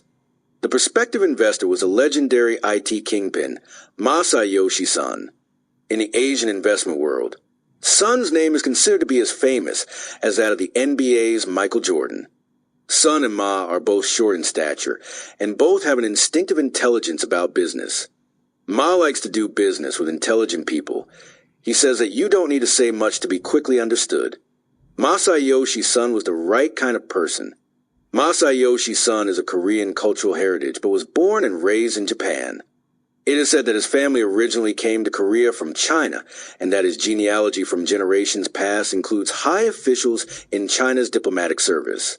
Family circumstances decline, however, and Son's grandfather immigrated to Japan to work as a laborer in the coal mines on the southern island of Kyushu. Son's personal experiences in childhood were harsh. There are stories about rifling through trash with his grandmother to get food, and the experience is said to have seared into him a fierce determination. His father encouraged him at every stage with the firm belief that he was a genius. He attributed his phenomenal success primarily to self-confidence. Son did well in school, and in 1973 his parents sent him for a brief course in English in San Francisco. The courses were taught through a religious institution, and he stayed with relatives in southern San Francisco. At one point on this first visit, he visited the University of California at Berkeley, where he was exposed to free thinkers and optimists who were legion there at the time. This method of thinking was absent in regimented, discriminatory Japan, and Son determined to return to Berkeley as soon as he could as a college student. Son had already decided to focus on computers as his core interest. When he got to Berkeley, he took economics and computer courses, and he began to develop his entrepreneurial instincts. He even patented a device that eventually sold to Sharp Electronics for $1 million. With this investment, he imported video arcade games to Berkeley and placed them around the campus, which generated excellent cash flow. He had made his first $1 million by the time he was 20. He graduated from college at the age of 21, sold his company, and returned to Japan. By the age of 43, before the dot-com bubble burst, Son was considered the richest man in Asia. He could single-handedly move shares on the Japanese market. Any meeting between Jack Ma and this legendary figure was bound to be a historic event. The early bond between these two may well have come from recognizing that both had been social outcasts as children. This first meeting in late November 1999 was orchestrated by Morgan Stanley, under the guidance of a man named Sunil Gupta.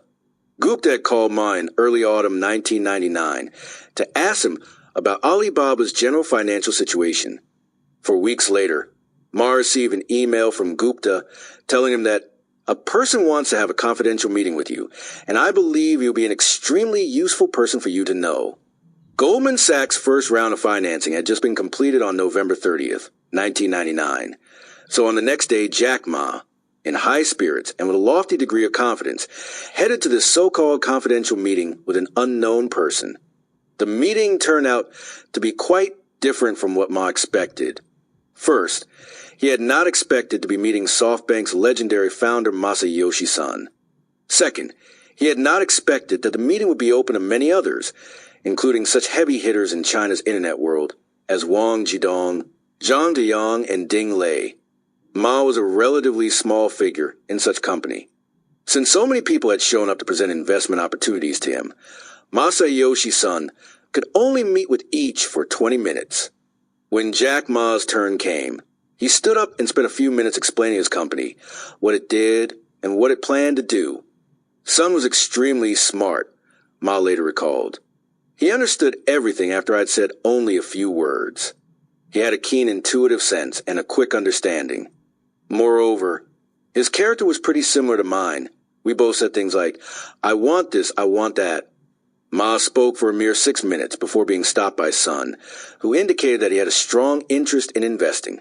He asked Ma how much money he needed.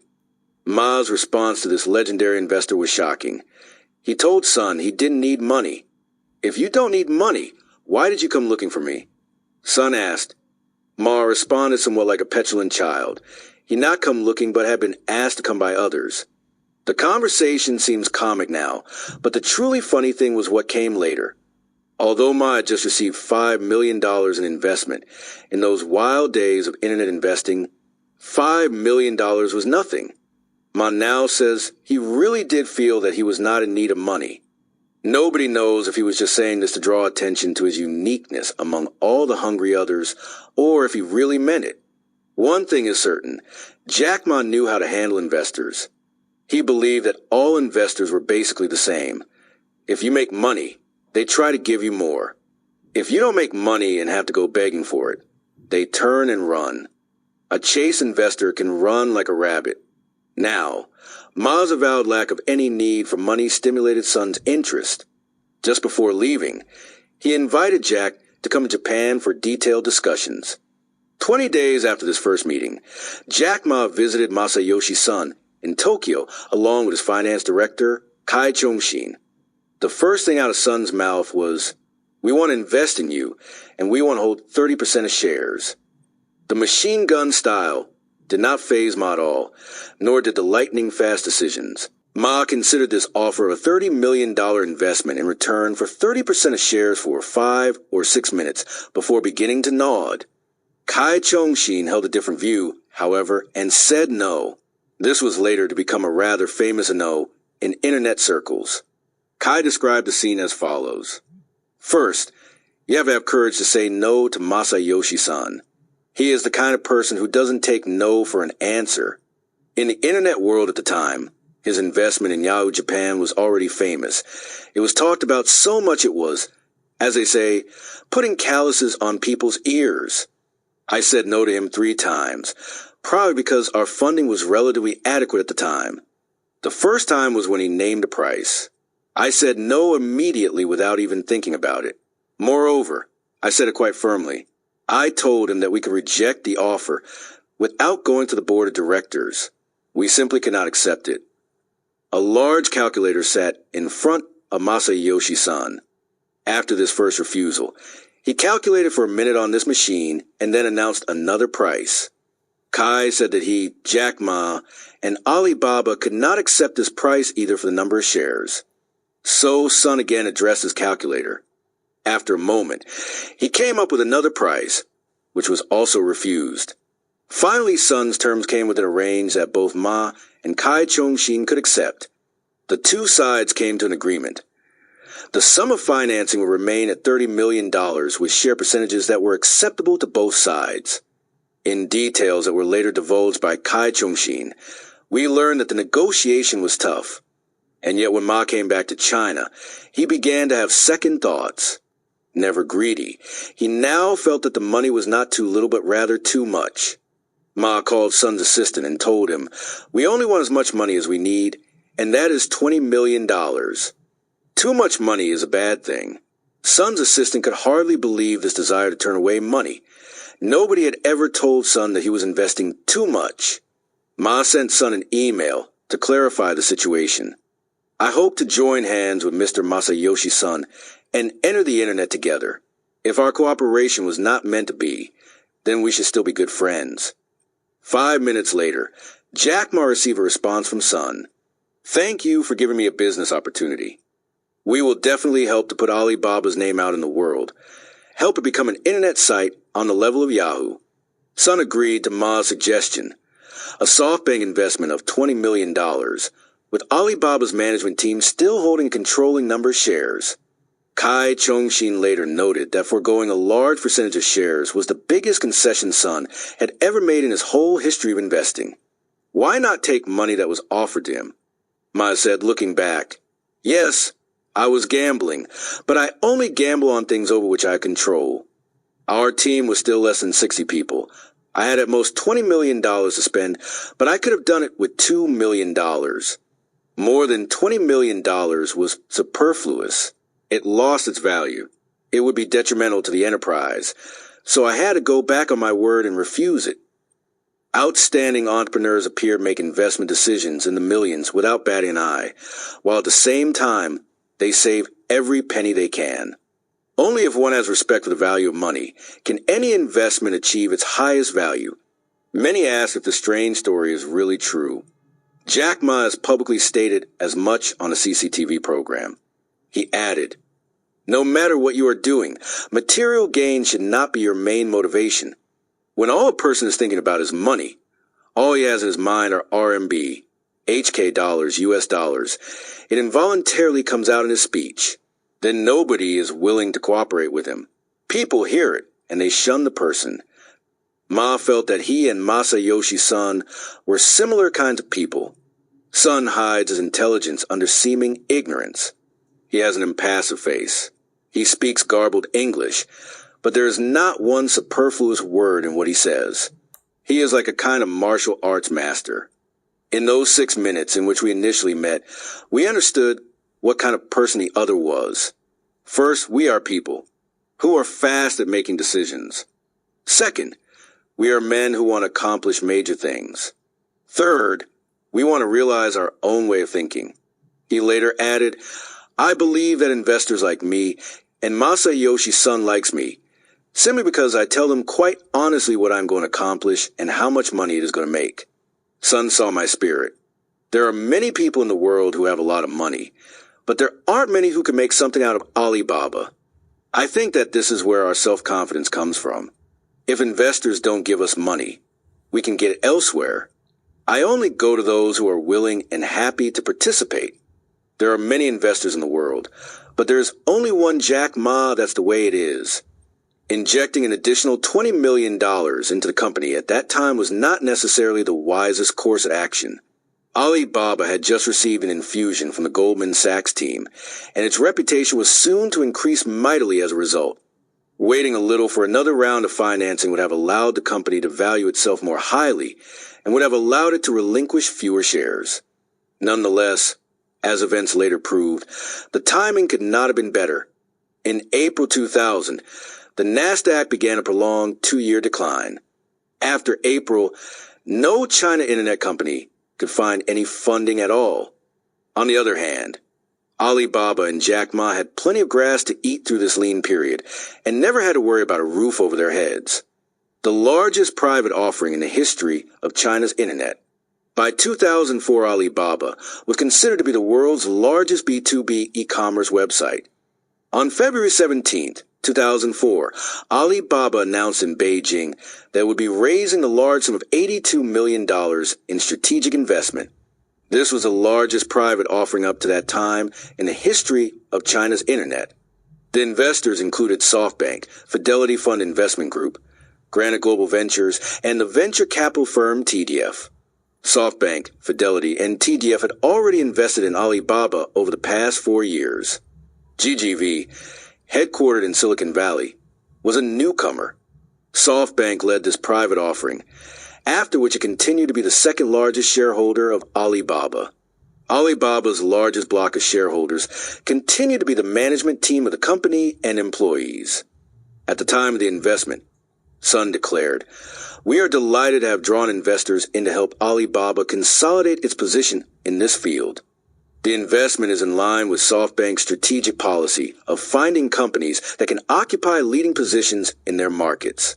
Ma accepted the financing in part because he felt that the internet in China would soon be going through a structural change. He foresaw a new group of internet users, namely net businesses, taking over the dominant role from user groups that were typically called net people, those who access the internet for the main purpose of sending emails, reading news and looking up information, and net friends. Ma felt that information gathering, social networking, and emailing functions were going to give way to net business as the dominant use of the internet, and he wanted to be positioned to benefit from this change. A cartoon at the time showed him thin and gaunt as ever, dressed in Arab attire, with his mouth wide open in a naive and innocent smile. One hand grasped a huge bag, while the other stuffed fistfuls of money into it. In fact, this cartoon was not far from reality. Alibaba's business had been growing steadily in the B2B realm. At the end of 2000, so-called Alibaba Club members were increasing at the rate of 1,000 to 2,000 per day. Every day, some 3,500 lines of product information were being received from suppliers and buyers. More than 700 types of product information were by now categorized by type of product and national origin. An American who wanted to buy, say, 1,000 badminton rackets could find at least a dozen Chinese suppliers on Alibaba. He could view their pricing and their contractual terms. A supplier based in Tibet and a buyer based in Ghana could come together on Alibaba's website to do a deal.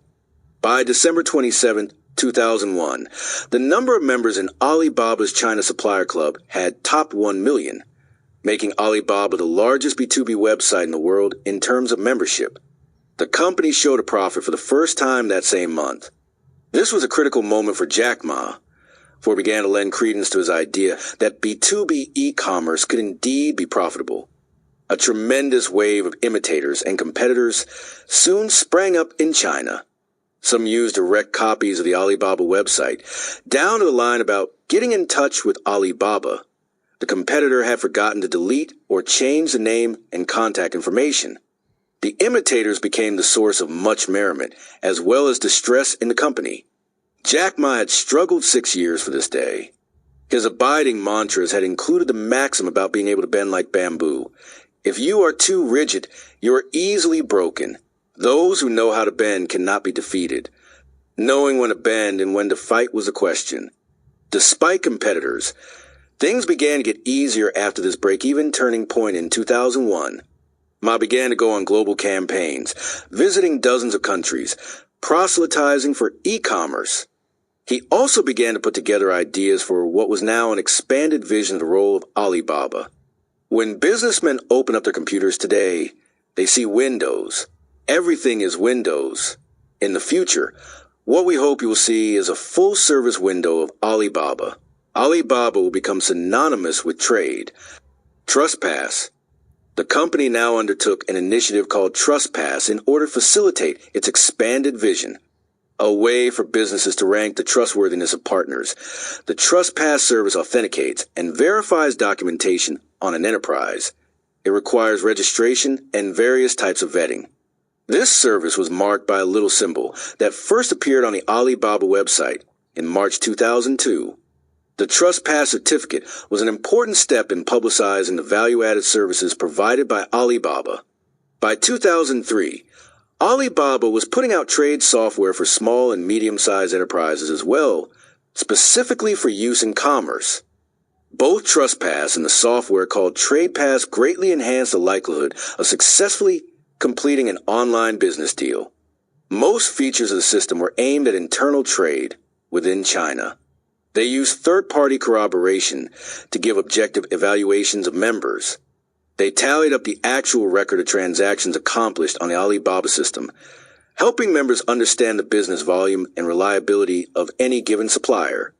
Alibaba recognized that a full package of value-added services was a way to prosper from its e-commerce B2B website. As a result, it began to offer a range of online and offline services.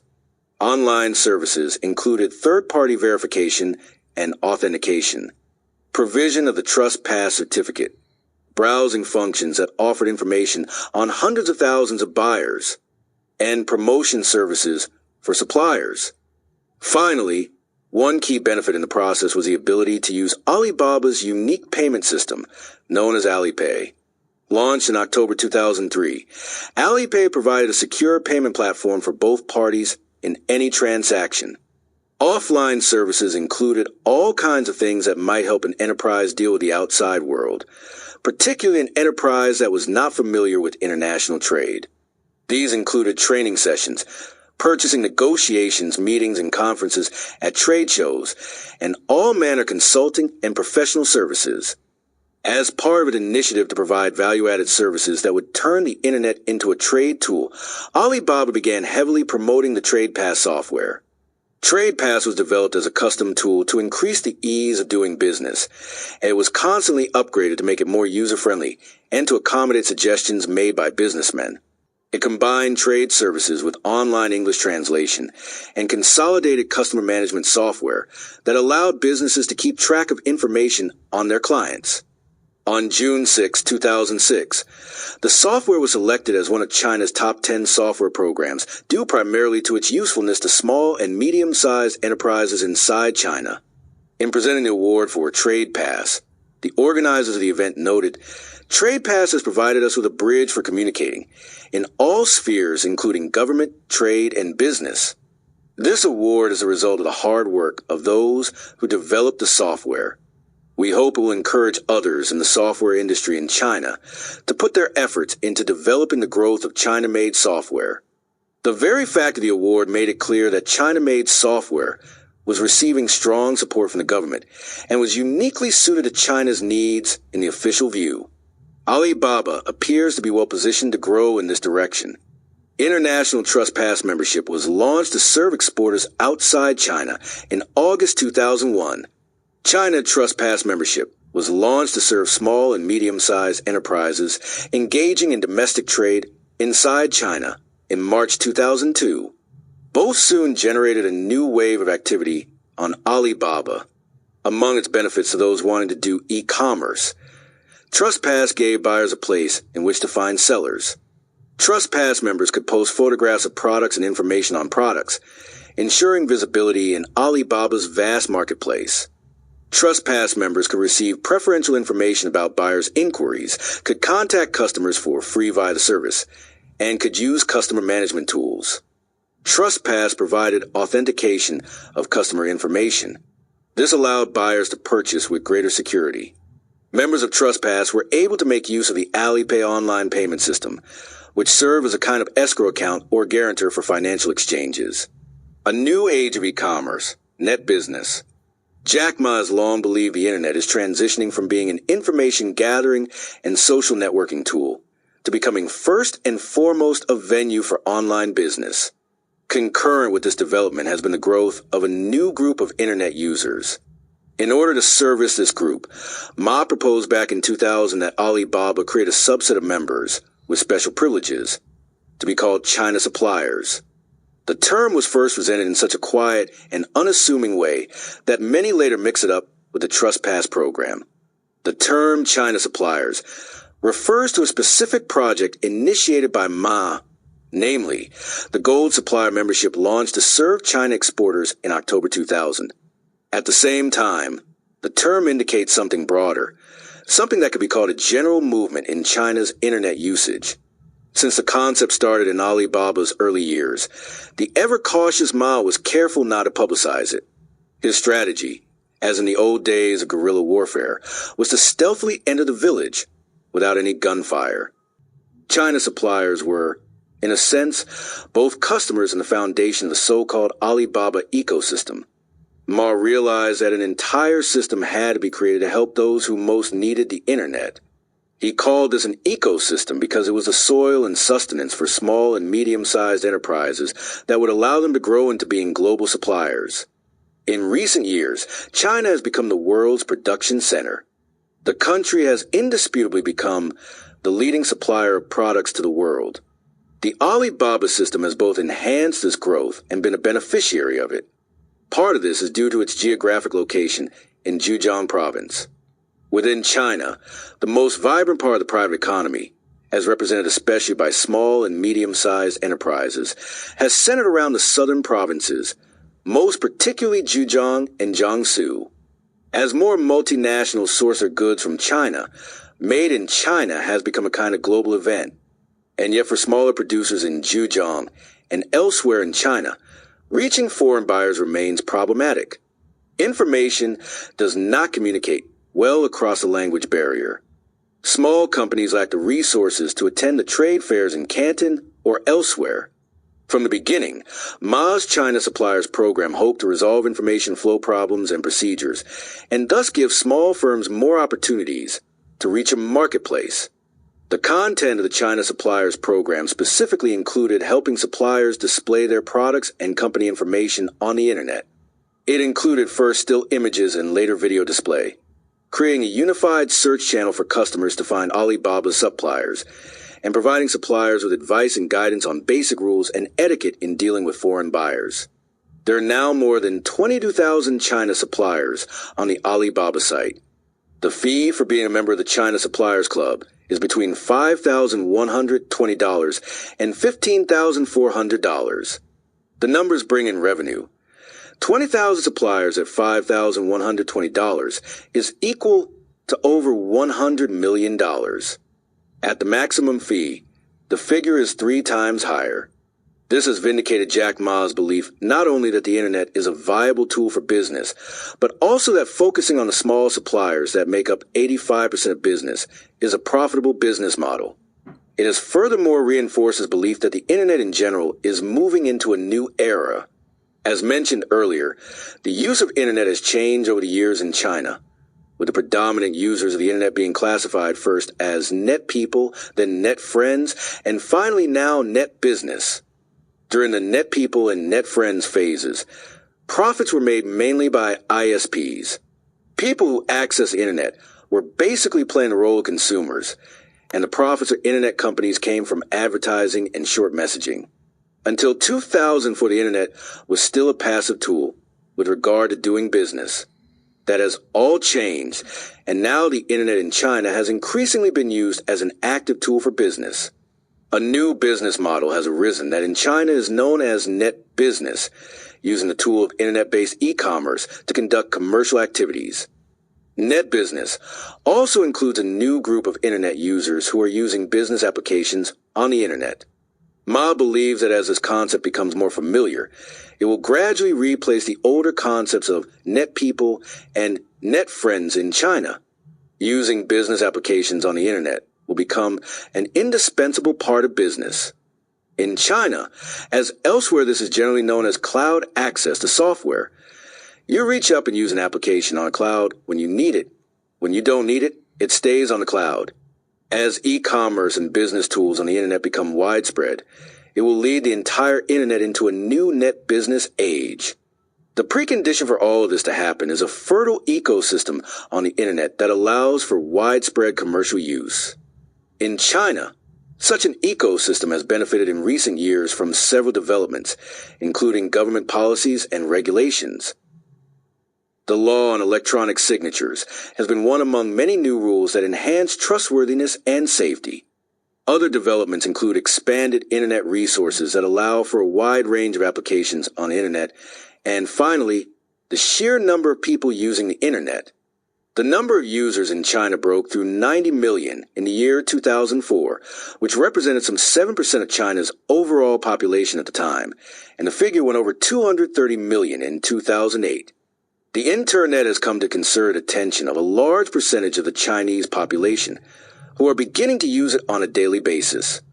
Ma feels that the numbers are indicative of a shift in internet functions inside China that is not only quantitative but also qualitative. The birth of the net business group exposes, at a deeper level, the future direction of e-commerce in China. The growth figures for Alibaba and its C2C sister company Taobao show that business people in China are well aware of the potential of B2B and B2C business, even as a great majority of internet users are happily wandering in the realm of C2C. Net business is growing very quickly, in part spurred on by the proselytizing activities of Jack Ma, but e-commerce is not a simple proposition. Ma emphasizes that it requires an entire infrastructure of support systems, including secure payment, delivery logistics, cooperation with banks, and, of course, government regulations. To educate policymakers and to bring a critical mass of internet entrepreneurs together in a kind of lobbying force, Jack Ma created a series of different kinds of conferences. On June 12, 2004, more than 1,000 China net business representatives gathered in Hangzhou for the first annual meeting of the Entrepreneurs Summit Also known as the Alifist, the E-Commerce Association and Alibaba hosted the meeting. The gathering of so many senior business people was one indication of the gradual maturing of an interactive internet business model. Sessions provided an opportunity for Alibaba to display e-commerce methods to China's traditional industries and enterprises. Yahoo's co-founder Jerry Yang attended the meeting, expressing surprise at the numbers of people attending. "This is the first time I've even heard people talking about net business," he noted. "America doesn't really have this. I myself had not appreciated the usefulness of the internet as a tool for small and medium-sized enterprises to transact business. Our model is generally just revenue from ads. Ad revenue on the internet is now around $40 billion, making Jerry Yang's focus on ad revenue understandable." At the conference, Ma pointed out that the volume of B2B business was a considerable force in China's business world.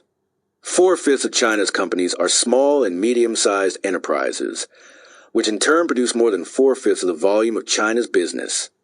Their activities to a large extent influence the entire Chinese economy.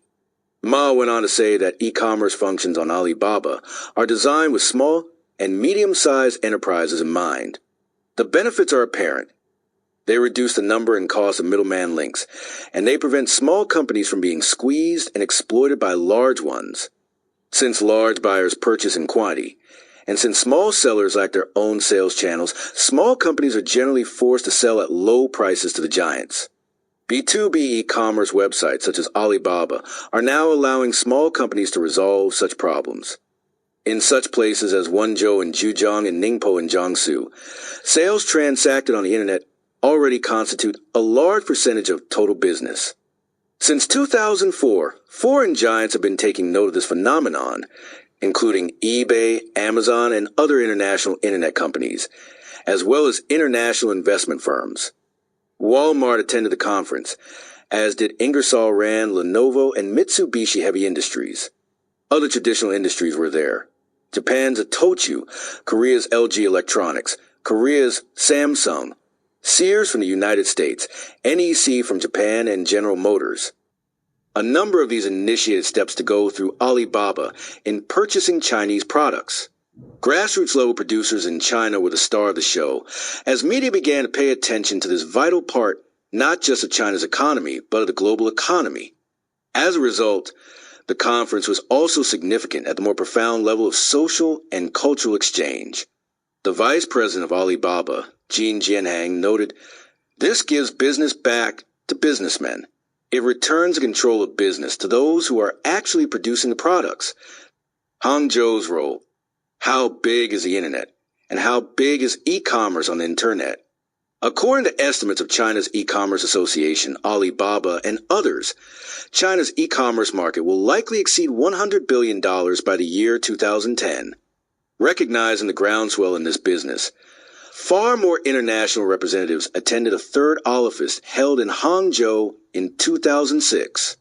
The opening ceremony on September 9, 2006, was attended by Walmart, Procter & Gamble, Home Depot, and others.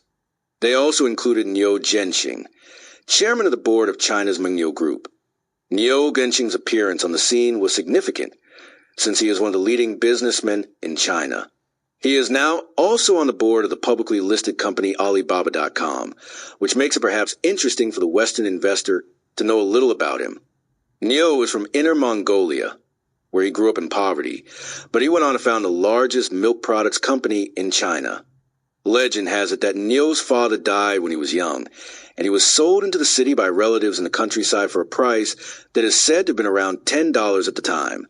Since the boy did not even know his own surname, he was given the name Niu, cow, by the father of the family who took him in. This man had started raising cows 28 years earlier when he returned to Inner Mongolia from the Korean War, and so Niu grew up among a herd of cows. When this man died, Niu just kept on raising the cows. 5 years later, he was hired by the local milk products factory and was set to work scrubbing bottles. He stayed there 16 years before starting his own Mengniu Group. The firm later became the largest milk products company in China, now the Mengniu Dairy Company. which is traded on Hong Kong Stock Exchange, has a market capitalization of around $6.725 billion. Two trends have become evident over the years since the first e-commerce conference in 1999. One was the dominance of the city of Hangzhou in China's information industries. Hangzhou is at the forefront of e-commerce and is recognized by many to be the Silicon Valley of China. It lies at the center of the core region of entrepreneurial activity in Zhejiang and is already known as the capital of Chinese e-commerce. The city's regulatory infrastructure has intentionally incubated a vibrant private economy. In addition, Hangzhou has successfully nurtured human resources with its wealth of scientific and research institutes, IT industries, and Zhejiang University. A second trend was seen in the depth of the China shockwave, the degree to which China has become the primary supplier to the world. That wave has owed a certain amount to the use of e-commerce and the ability of China's small companies to access world markets directly. For both of these reasons, Alibaba considers itself to be a kind of calling card for the city of Hangzhou. Hangzhou in turn serves as a critical home base of government support for Alibaba. According to plan, the information industries in Hangzhou will have increased to 25% of Hangzhou's GDP by the year 2010. IT will have become the leading industry in the regional economy, with Alibaba serving as one of its primary contributors. Alibaba's goals. Up to now, Alibaba has consistently been able to achieve the goals set by its founder. These were generally regarded with dismay and disbelief, however, when first announced. In 2003, Ma set the goal of an average daily income of $120,000. The previous year, daily income had been only 130,000 renminbi. So many expressed doubts. Senior managers made a bet against Ma's optimism, but were glad, at the end of the year, to have lost. In 2004, Ma set the goal of a daily profit of $120,000 and achieved that as well. In 2005, he set the goal of a daily tax contribution of the same figure and made that. Under Ma's constant pressure and his motivational management, Alibaba's goals have been met. Ma himself feels that success is dependent on the ability to implement a high degree of efficiency. He regards Alibaba as a team of doers, not a team of thinkers. He says repeatedly that it is better to execute a mistaken decision than it is to muddle around without any decision. What you learn in the course of implementation often gives you the opportunity to move ahead to a higher stage. He agrees with the CEO of Focus Media, Jiang Nanchun, who says, "There are plenty of people with bright ideas, but there are very few who can implement bright ideas." Masayoshi Son and Jack Ma have often debated this question. Is it better to have a third-rate idea and first-rate execution, or is it better to have a first-rate idea and third-rate execution? And both men have concluded that execution performance is key. What were Ma's goals in 2006? They were less quantified but no less ambitious. To lead the world's net people into the age of net business by executing a global strategy and taking Alibaba into the world. This initial stride out into the world echoed national Chinese policy, which in recent years has been to take China out into the world. It also, however, reinforced Ma's inclinations from the beginning of his business career, due in no small part to his relationship with the Australian couple who served as surrogate parents to Ma and taught him many of the customs of Western culture. The couple's greatest gift to Ma was to inculcate in him an understanding of Western thinking, which is very different from Chinese thinking, and this was to serve him well in his later career. It was not merely a question of studying language, but rather understanding how Westerners perceive the world and how they interact with people. Social interaction is a key element in business. In the 1980s, China was just beginning to emerge from a period of severe isolation. The way people interacted with one another in China during the communist period, and particularly during the Cultural Revolution, was quite different from the social norms of Americans during the same period.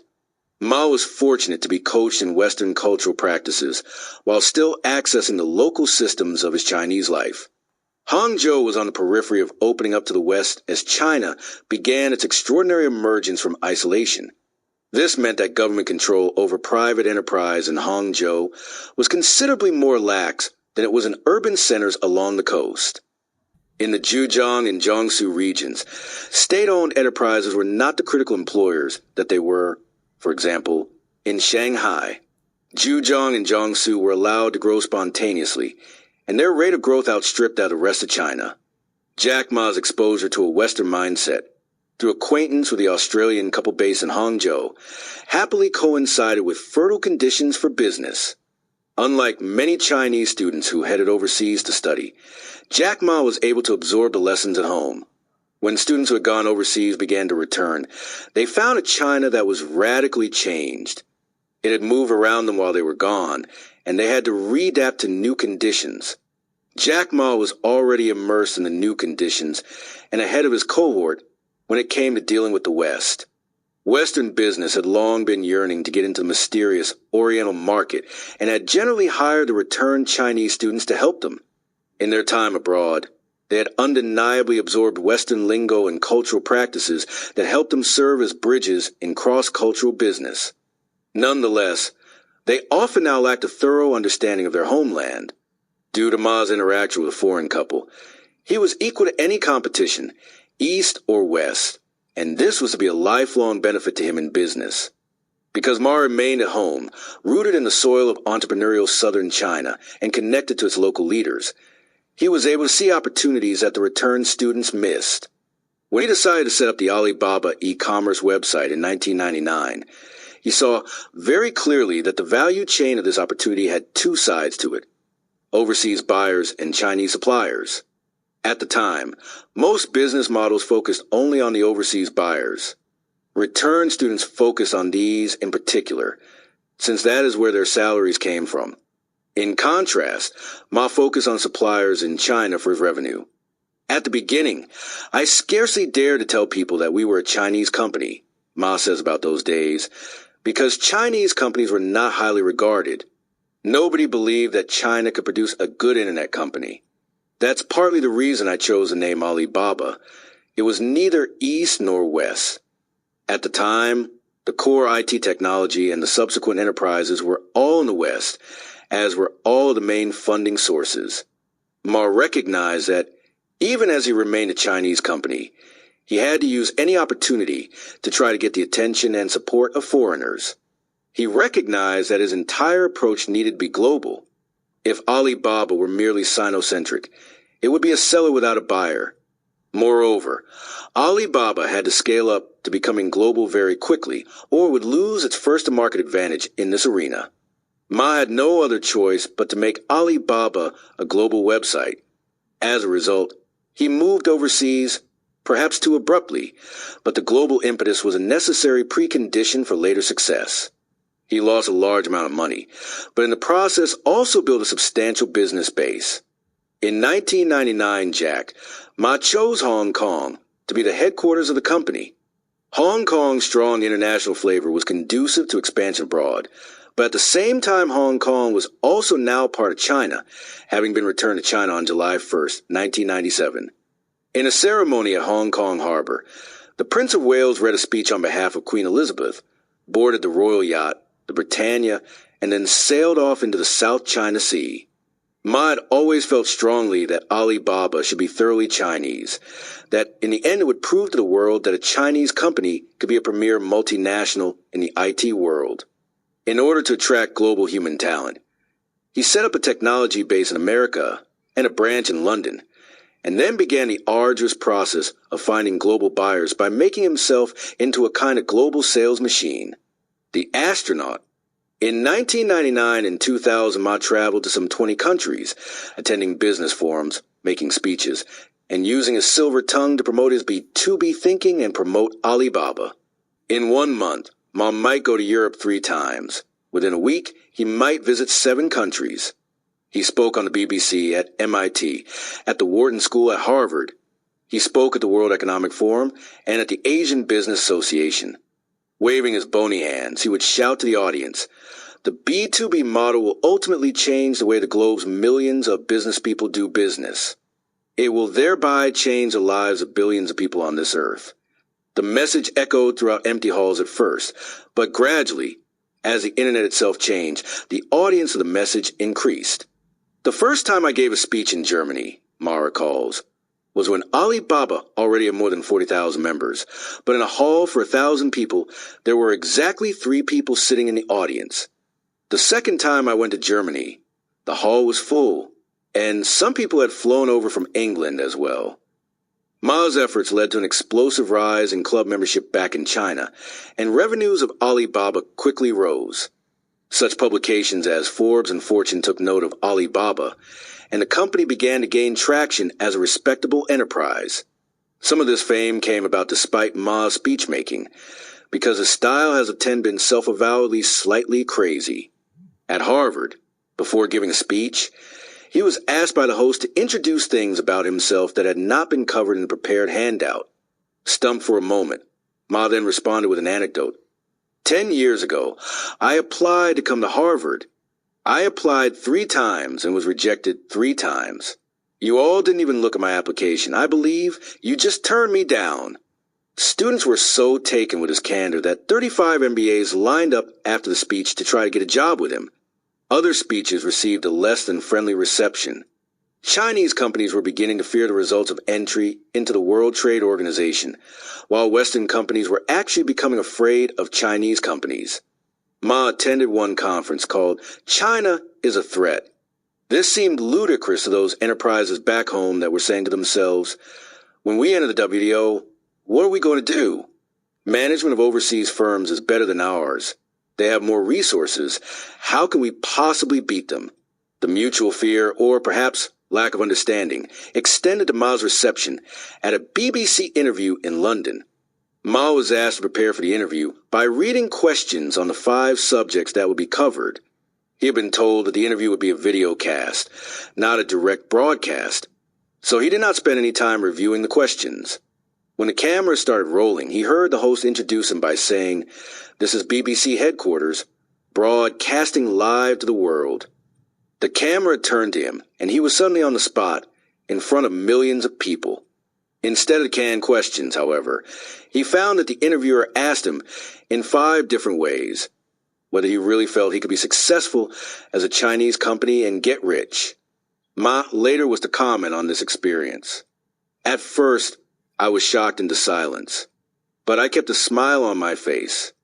My final statement was, we will prove that we can survive, and in fact that we can survive pretty well. To do that, Ma recognized that the company had to be international at the same time it developed inside China.